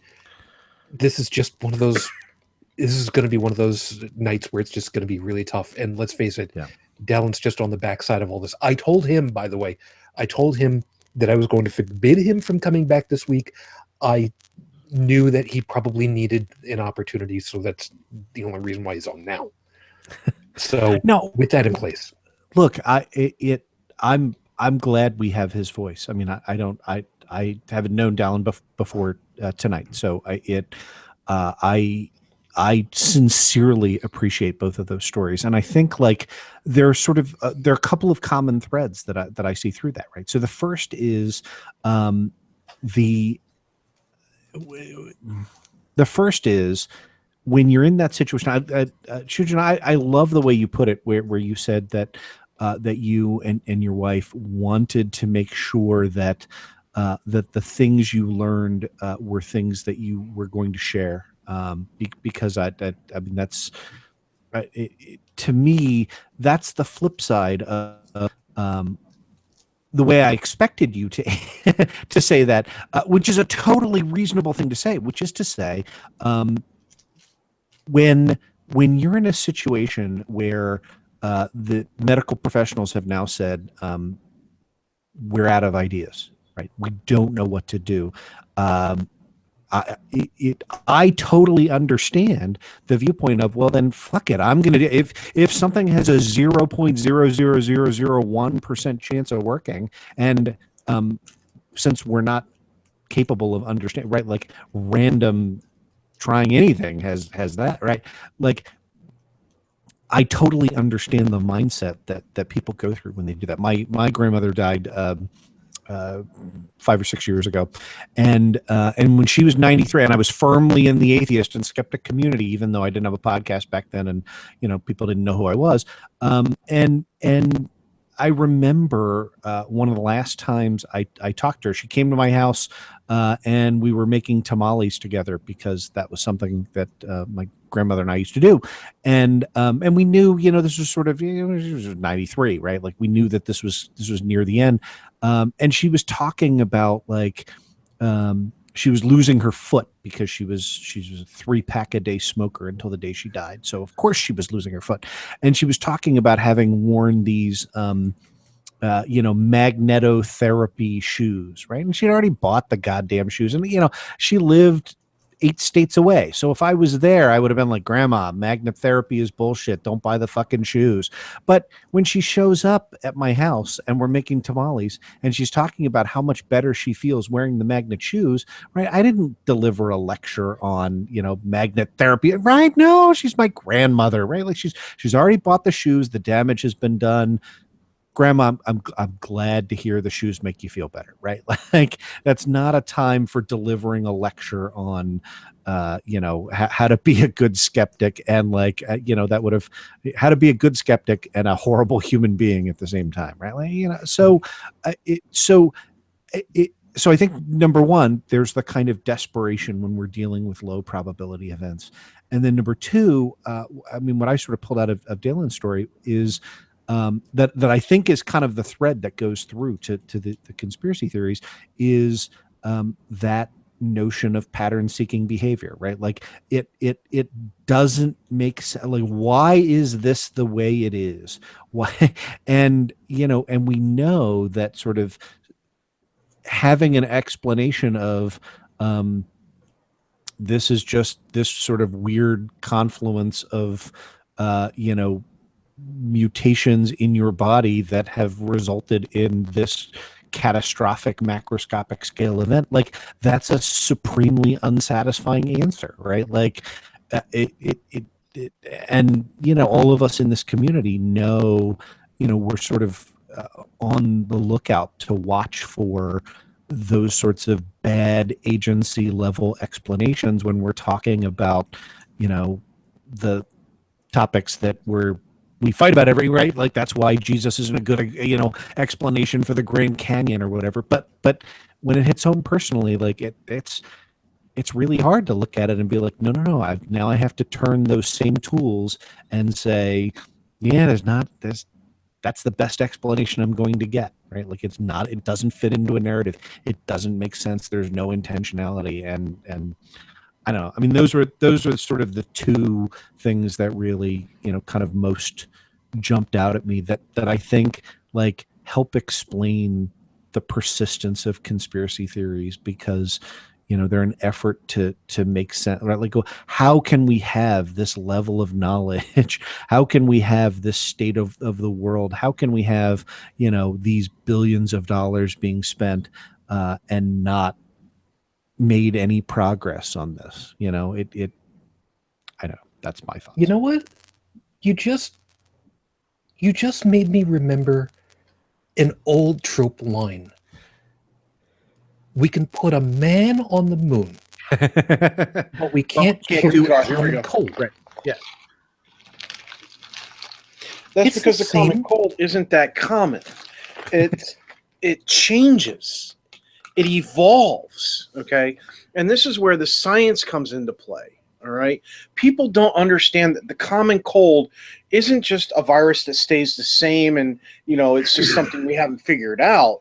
This thing changes every year. Look at the flu. It evolves. It changes. We have to do predictive analysis of the flu to create flu vaccinations for people, and that's why there's statistical probability that's generated for each flu vaccination of how well it's predicted to work, or whether it may work or may not work. It's because things change. Nothing in this world stays the same. It's constantly changing. That's why we have cancer, because there is a mechanism for mutation. That's how shit evolves. Okay? And when the mechanism goes, we get cancer. When it goes right, we get eyesight. We get ears, we get tongues, we get olfactory senses, we get all these wonderful things that we take advantage of that we forget about or don't appreciate day to day. It gives us the ability to process sugar as energy, that same little genetic grouping that we share with trees. Yeah, Okay. and hold on a second, because there's a piece of this. Brigid, perfect example. There is a virus that we've been able to wipe off the face of the earth, save for the pieces that we're keeping for a rainy day of trying to identify it. But it was targeted very specifically, and they found a way of getting a general enough vaccine to prevent it from spreading all around. You know which one I'm talking about. Smallpox. And yet, it was a long time in coming. I mean, smallpox was an offshoot of, let's see if I remember right, cowpox, right? Think monkeypox. Okay, I might be Let me thinking. Google that. I might be thinking Only of we the wrong had one. Google. Yeah. Yeah, cowpox I think was related to like chickenpox. But let me Google. Okay. Yes. No. You're right. That one was that one. I'm thinking of several different pieces, but was there anyone yelling and screaming, why don't we have a way of eradicating this, before all of a sudden the mass 1970s vaccinations were going on, and then the last one was 73? There wasn't people yelling and screaming ahead of time, why haven't we gotten this? Why haven't we gotten this? No, I mean they weren't. I mean people were just afraid of getting it. And when people, saw all the outbreaks happening and things, they lined up to get vaccines immediately. There's another part that plays into this is the mentality of the people today. We are used to being able, thanks to the advent of digital communications, of getting things within a very short period of time, whether it's a response, whether it's a product, a service, knowledge. We're used to getting things very quickly. And My son is a prime example, as many children are in this case, of having grown up with certain things, access to certain things. Like he had access before a tablet, a portable DVD player that would strap to the back headrest so he could watch a movie during the custody exchanges. No, Andrew, I won't be asking you about stuff like that because that's not your field. Don't worry about it. Anyway, so as early age, he had access to movies on demand. Granted, I had to buy them, but he had them. Something I didn't have even when I was a teenager. Okay, I didn't have it as an adult. When I got my first cell phone, when I had my first job, I still didn't have access to movies on demand, short of the television and calling in pay-per-view. We now have devices that movies on demand, whether it's free with commercials or paid for a couple bucks a month, over the airwaves. So I could take this virtually anywhere and watch a movie that I want to watch. So when we are now in an area where we're used to why we get everything so fast, why don't we have a fast cure? Well, because that works on a completely different time scale. The times back of the rotary phone, we were used to let communications, mailed correspondence taking a couple days. Granted, you paid courier, but we're not going down that route. Mail order catalogs, you're waiting a couple weeks. 2-day delivery, nobody had money for that.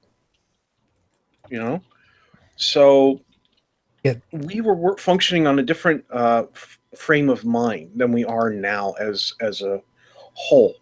And when we look at everything, we have the ability to communicate things in an instant.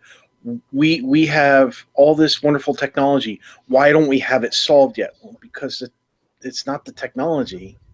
I think there's another factor involved too. And this kind of ties into what I was talking about where when I said I was going to allude to something. It's kind of the Hollywood effect. And I remember. I agree with you. Yeah. I remember this one made-for-TV movie. This was years ago. And it was about a hospital that had apparently found this cure for cancer. And all these people who would have, this particular cancer would get wheeled into that hospital and bang, they're cured. What it turned out was the hospital or the research group in the hospital had actually not only formulated this cure, but they'd also formulated the cancer that it was supposed to cure. The whole thing was a giant money grab scam to get the notoriety and stuff like that. So, instant like conspiracy type stuff. And, at the end, they always, do the, borrowing from the Scathing Atheist, they kind of did a Breakfast Club close on it. And what they said at the very end of the movie was, the only thing we've been able to do with cancer is cause it. So, this whole, but movies like that, movies where you have these corporate conspiracies and then the brave hero or heroine uncovers it and runs away from, desperate gun-toting old sodded men who end up throwing themselves out of windows because they realize that, it's too late for anything. That kind of sensationalism kind of translates to our heads nowadays. That was it. It was the Forrest Gump thing I was talking about earlier. And Tech, you had said that eventually people would start believing that that's how it happened. I think that's what movies like this or entertainment of this sort is drilling into people's minds, so that they are looking for a conspiracy around every corner. They're looking for the smoking gun because that's what they see on TV. And, TV's real life, isn't it? Well, look at CSI.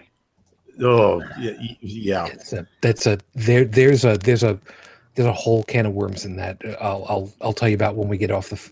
I'm talking about. I'm just using it as a reinforcement to Dalan. Yeah, I know. But like the speed of which they get their results back actually takes can take upwards of a week or two to get those same results in real life. But Right. people Or even these blowing days- up a horrible digitally distorted image and making it perfectly clear. Yeah, that Oh, doesn't yeah, work. yeah, zoom, enhance. No, it don't work like that. Yeah. We all know that. But the thing is, we see that on TV, and then, like, I'll admit, when my ex and I used to watch CSI and stuff, I thought a lot of that same thing, that, oh, geez, they can turn this around, lickety split. When my ex-wife's friend got murdered, the forensics team, it took weeks to get things like DNA and blood results and stuff like that, because that's how long it takes. But what we see on TV and what we see in the movies, they speed it up, or it's like, oh yeah, let's send this off to DNA and we'll get it before lunchtime. Well, In no. many cases, they don't even talk about the paperwork that's involved, the bureaucratic nightmare of getting permission to do things. Well, yeah, there's also that. So oh, go ahead. Sorry. No, go ahead, Andrew. Yeah, I was just going to say I've talked about this on OA a couple of times, but there's actually a law review article that was written 8 or 9 years ago about the CSI effect, and that is as it and those sorts of shows regained or as those shows became popular, there was a documented effect in criminal convictions dropping.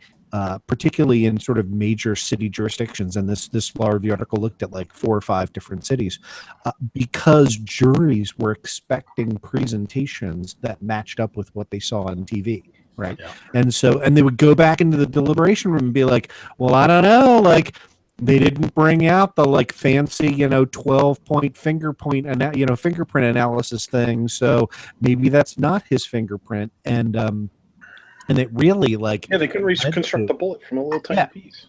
Right. Yeah. And it really led to a situation where prosecutors were saying, that it was harder to prove their cases because, people went in with this, kind of expectation that they were going to get forensic evidence that looked like the kind of evidence you get from a Hollywood production, Yeah.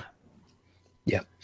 We're running up at the top of the hour, which means we got to see about getting out of here. By the way, Forrest, do see you over there on the live chat. Just wanted to let you know, yes, did see you over there. Yeah, sorry that you missed all this, but on the bright side, you will be able to rewatch the stream once we get done.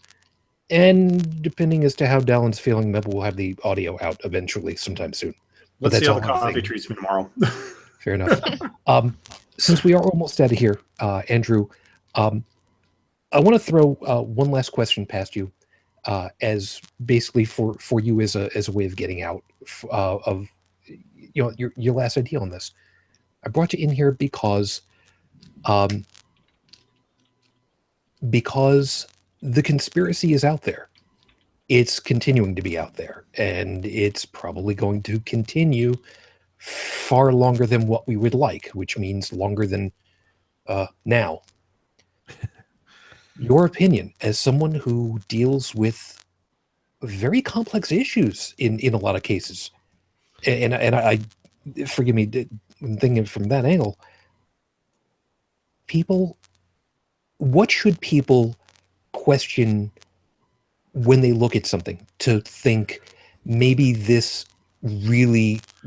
idea that people are doing whatever, maybe it doesn't really hold up? Yeah, so I love that question.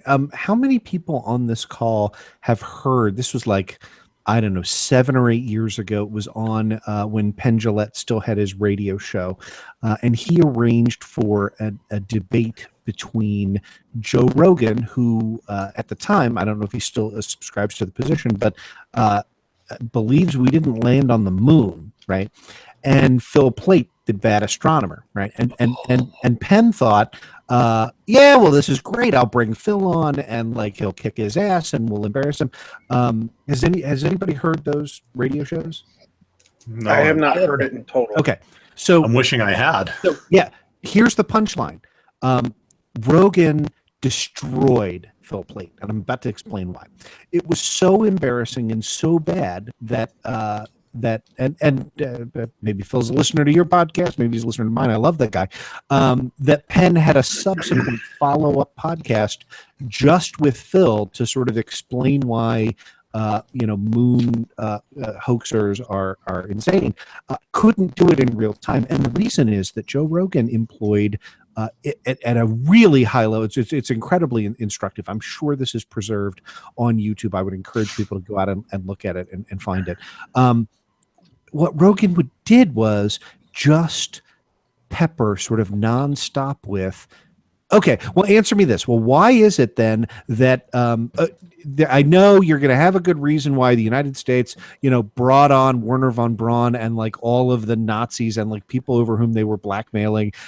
Okay, but like, did you know, like 6 months before we had the moon launch, that Werner von Braun led an expedition to Antarctica?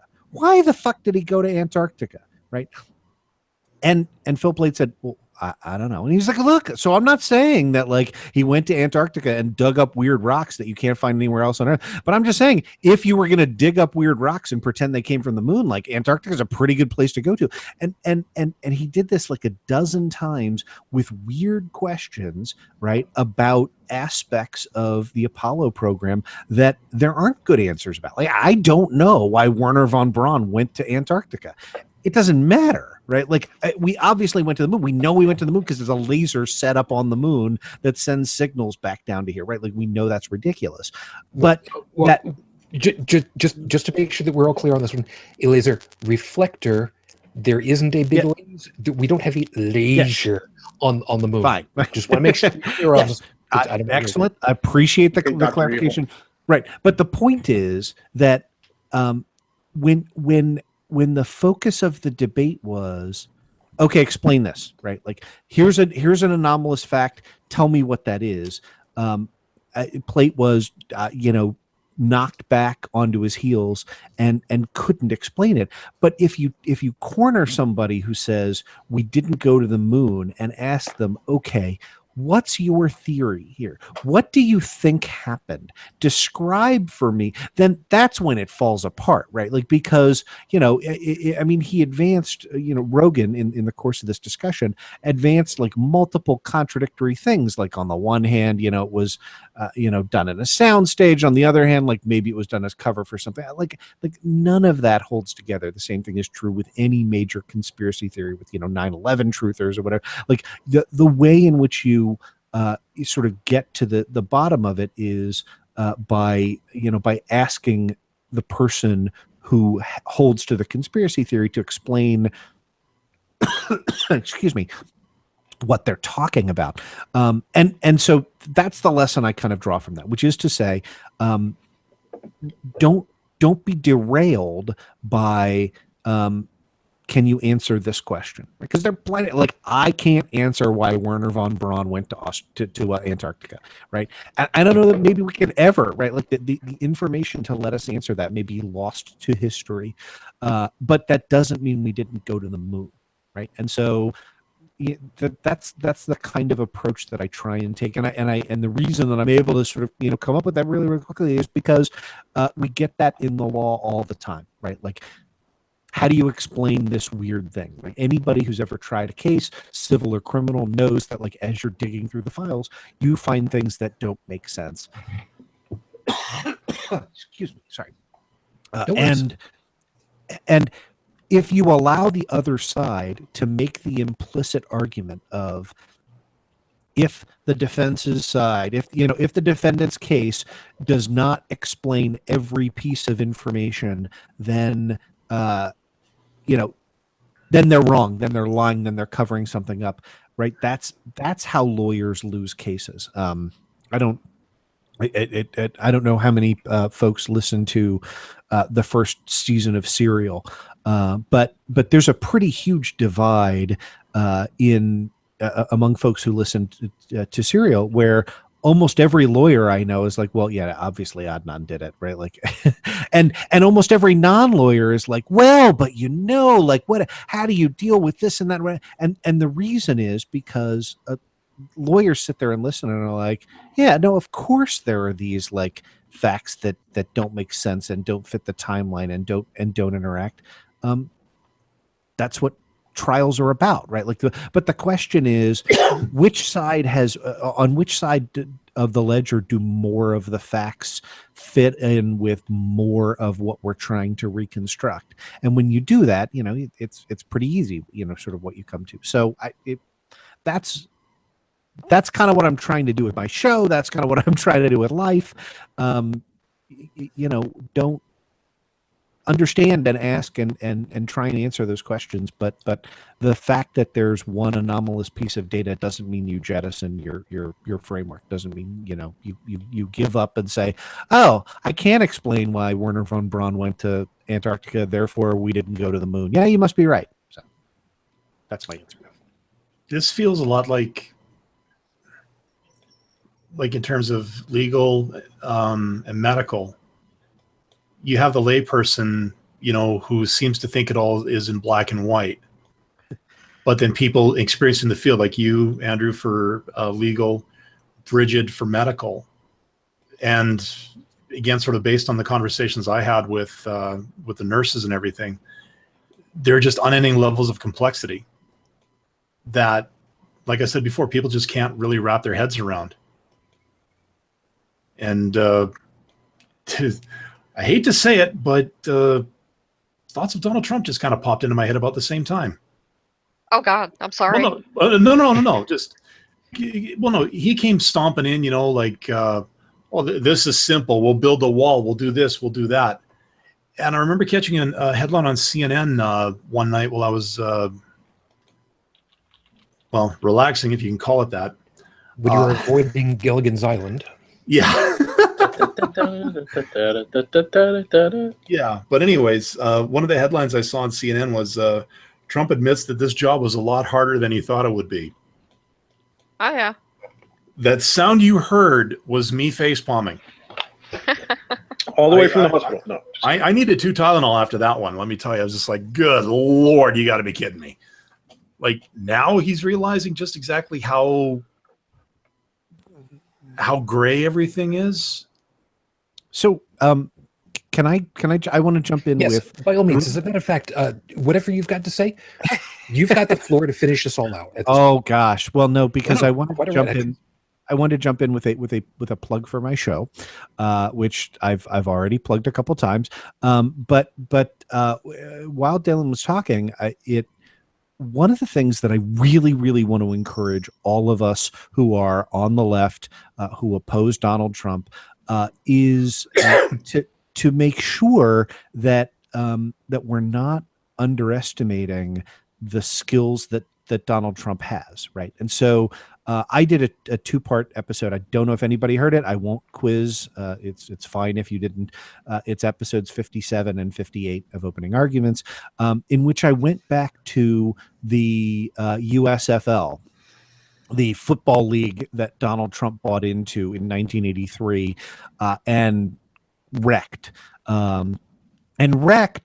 In pursuit of a really sensible business strategy, right? Like what he did was he bought for about $1 million a USFL franchise and engaged in a strategy that would have paid off 200 to 1, 500 to 1 to force the NFL to merge with the USFL and convert his $1 million sort of mostly worthless USFL franchise into a $500 million NFL franchise. And so from a games theory perspective, right? Well, if you have a 0.2% chance of winning, and it's going to pay off 500 to 1, and then you do it, right?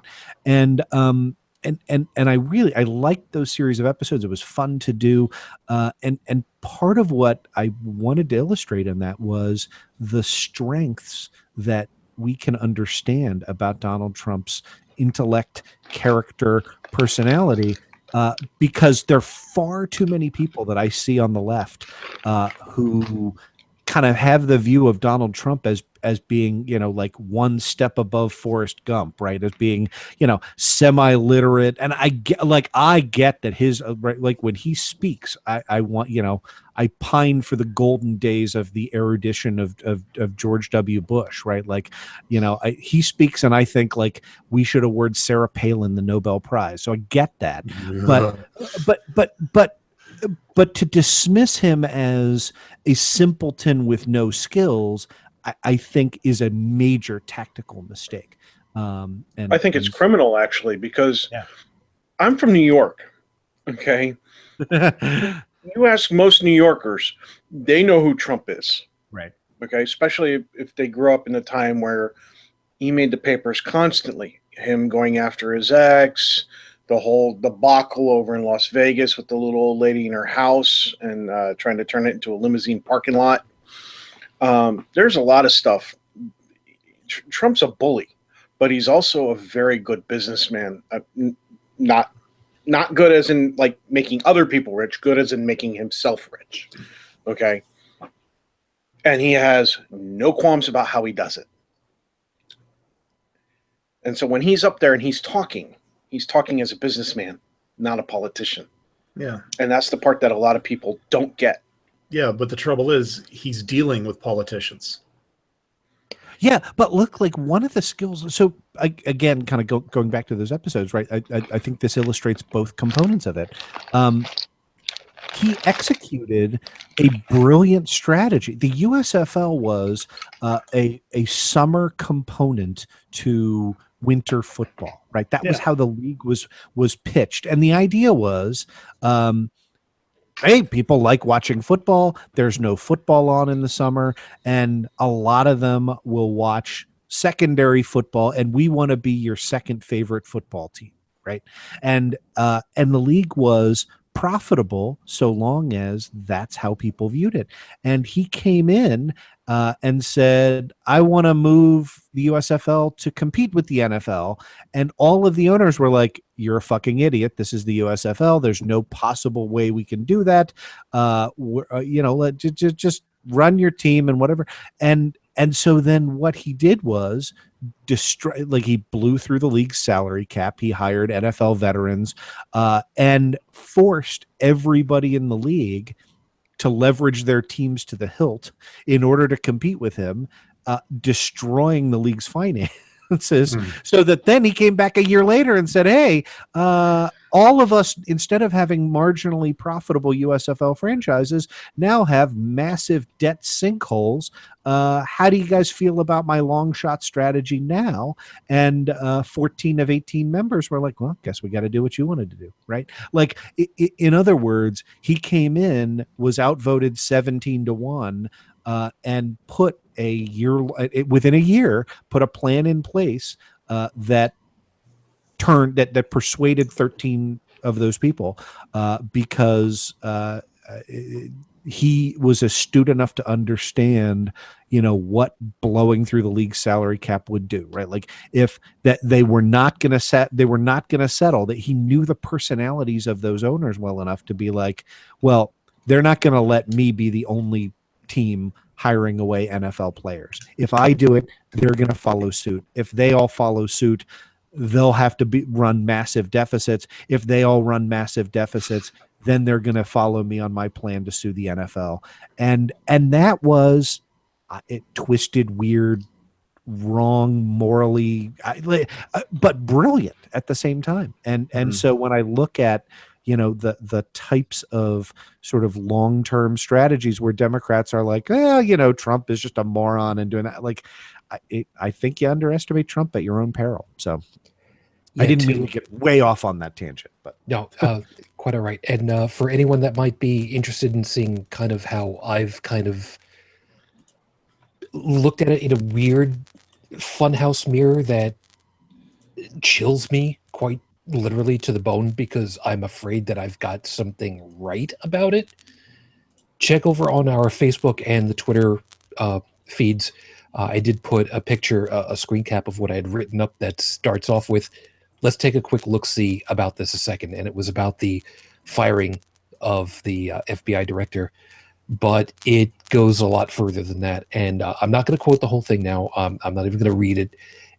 Please look it up, and you guys see what you think about it, because it's scary to think about that. But otherwise, we are a little bit past our usual close. So everybody, thank you very much for being part of the show and spending part of your time with us. We hope, as always, that you found something worthwhile in all of our perspectives and everything that we've had to say. Of course, I can't thank you enough, Andrew Torrez, for having joined us.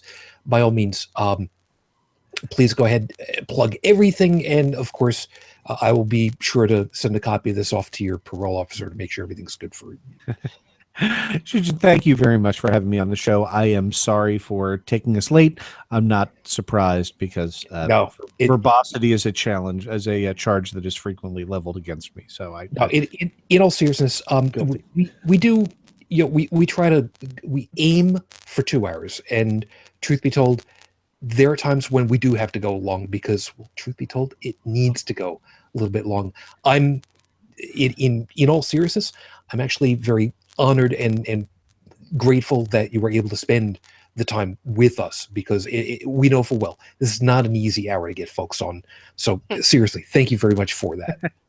I'm always flat. I mean, what I said to you at ReasonCon, like there's nothing that is more rewarding, having done the show, than have people come up and say they love the show, and that they want me to come on their show. So I'm flattered.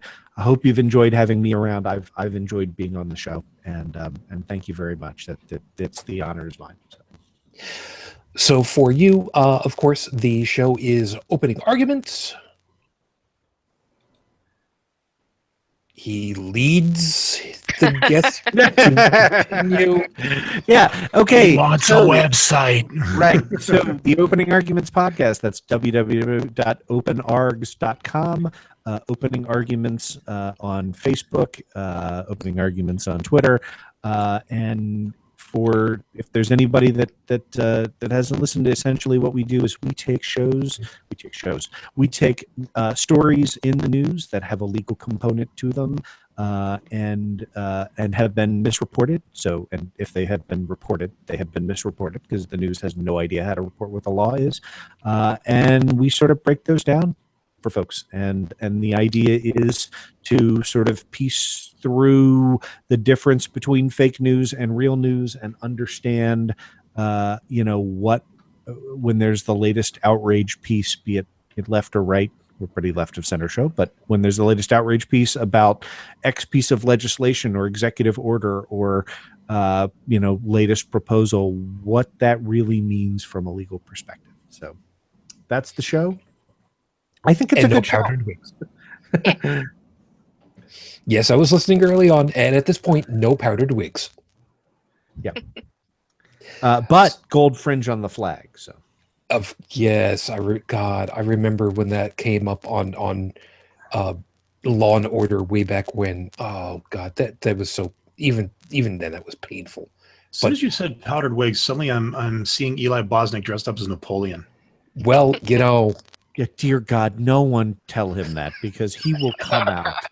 He will come out in the little waistcoat with his hand inside his chest pocket and no pants.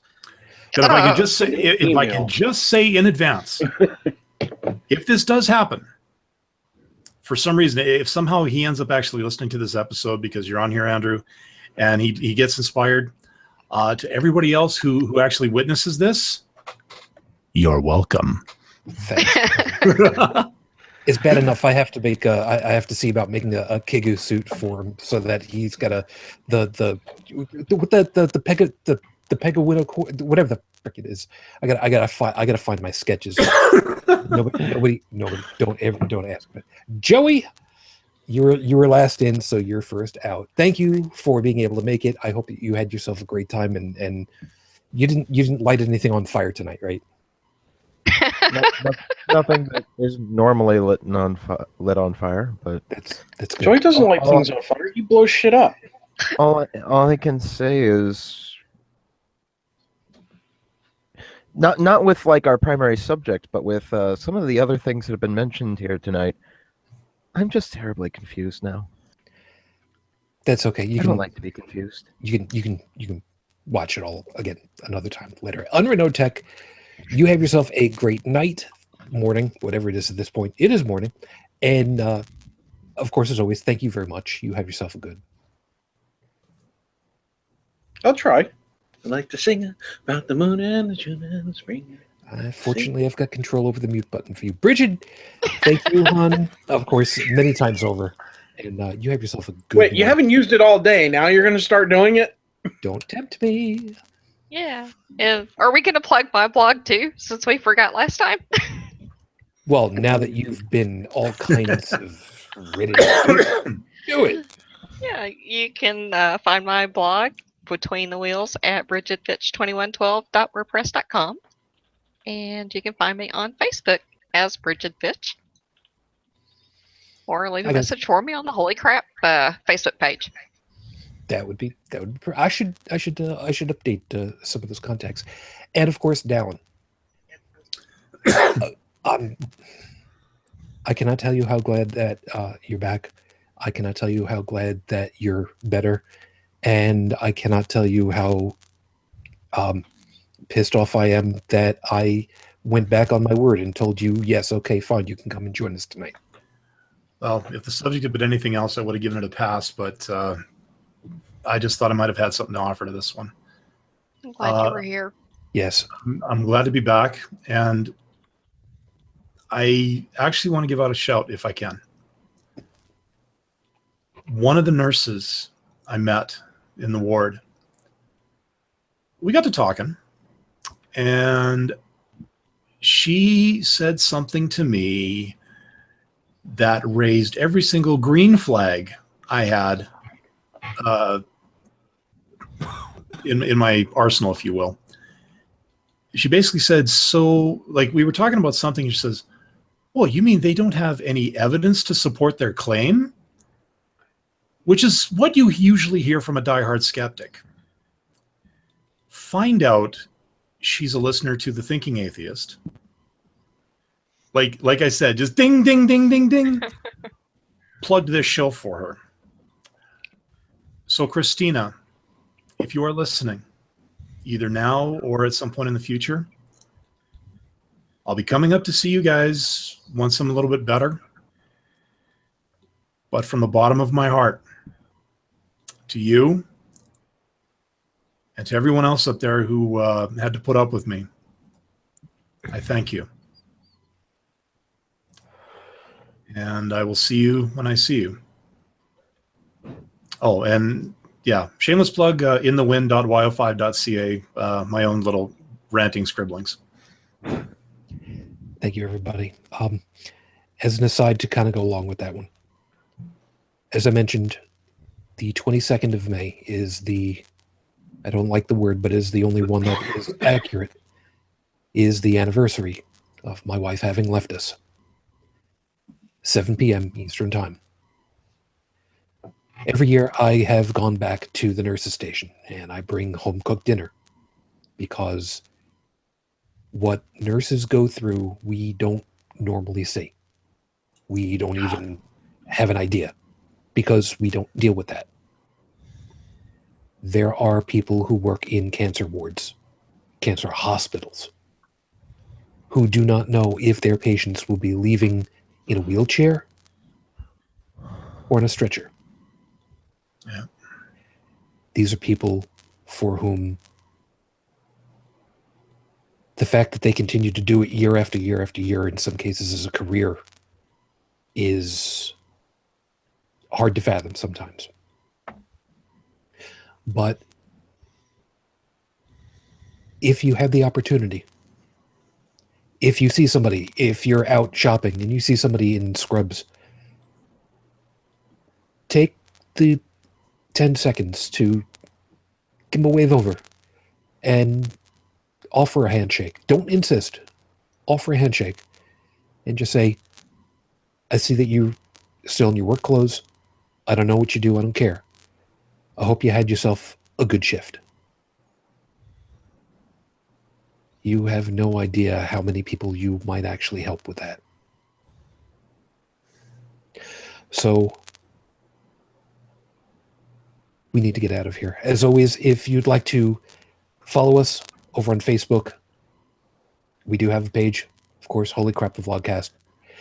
You can subscribe to the audio system, which Dalan has graciously gotten back to, getting us back up to our most recent episodes, holycrapthevlogcast.com. If you'd like to leave a voicemail message for us, please feel free. 859-HCTV-554, 859-4288-554. I have not memorized it yet. I keep trying to, but it just doesn't work. I have said on many an occasion, the last things that I told my wife in the very last moments, I told her, you fought the good fight. It's okay. You can let go. We will beat this for someone else. My word. I may never get to see her particular type of cancer eradicated. Probably won't. But that doesn't mean that I won't try. Because as much as I don't like to say, every step in research towards that goal is one little piece of revenge for me. I'll take it. So as always, everyone, thank you for being with us. As always, I wish you all the peace I no longer have. I wish you the strength that I've learned. I wish you well. And of course, for my lady, as always, might as well just call it 12 years. I am still in love. Matane Fujin. I love you, and I miss you. Dream of me. Until the next time we get together, everyone, I will not be here next week, but somebody else will be taking the reins. Until the next time we get together, though. Good night.